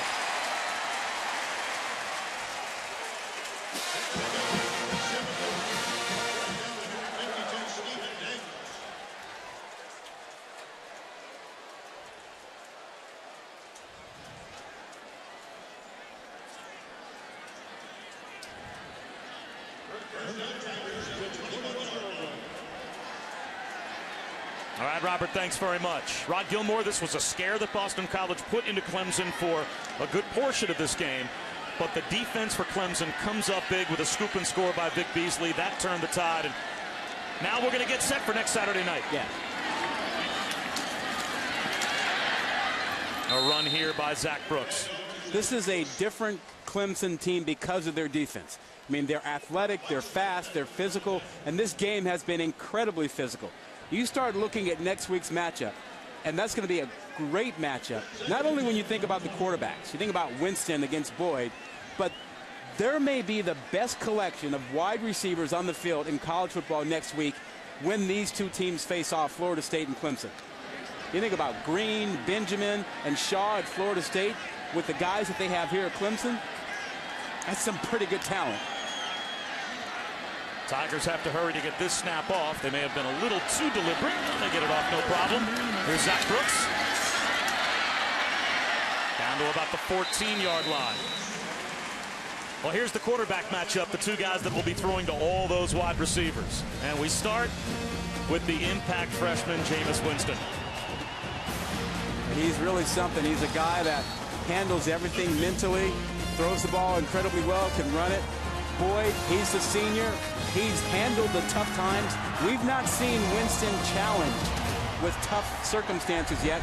Boyd has overcome some difficult games like today when his team didn't play well, but they kept their patience, kept their composure, made a couple big plays in the second half. You can't be a championship team. You can't contend for a national championship unless at some point during the season you survive a challenge no one expected that you would have. And there's no doubt that Clemson survived that type of a challenge today. Steve Adazio's team should be proud of their effort, but this is a great win for Clemson in spite, I think, of what the final score might look like. We saw the maturity of this team. 24-14 is your final. Clemson over BC.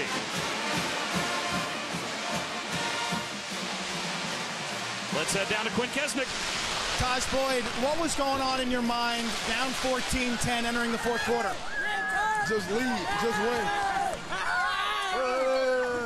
We've been in this situation a bunch of times. You know, being a third-year starter was very important in this situation.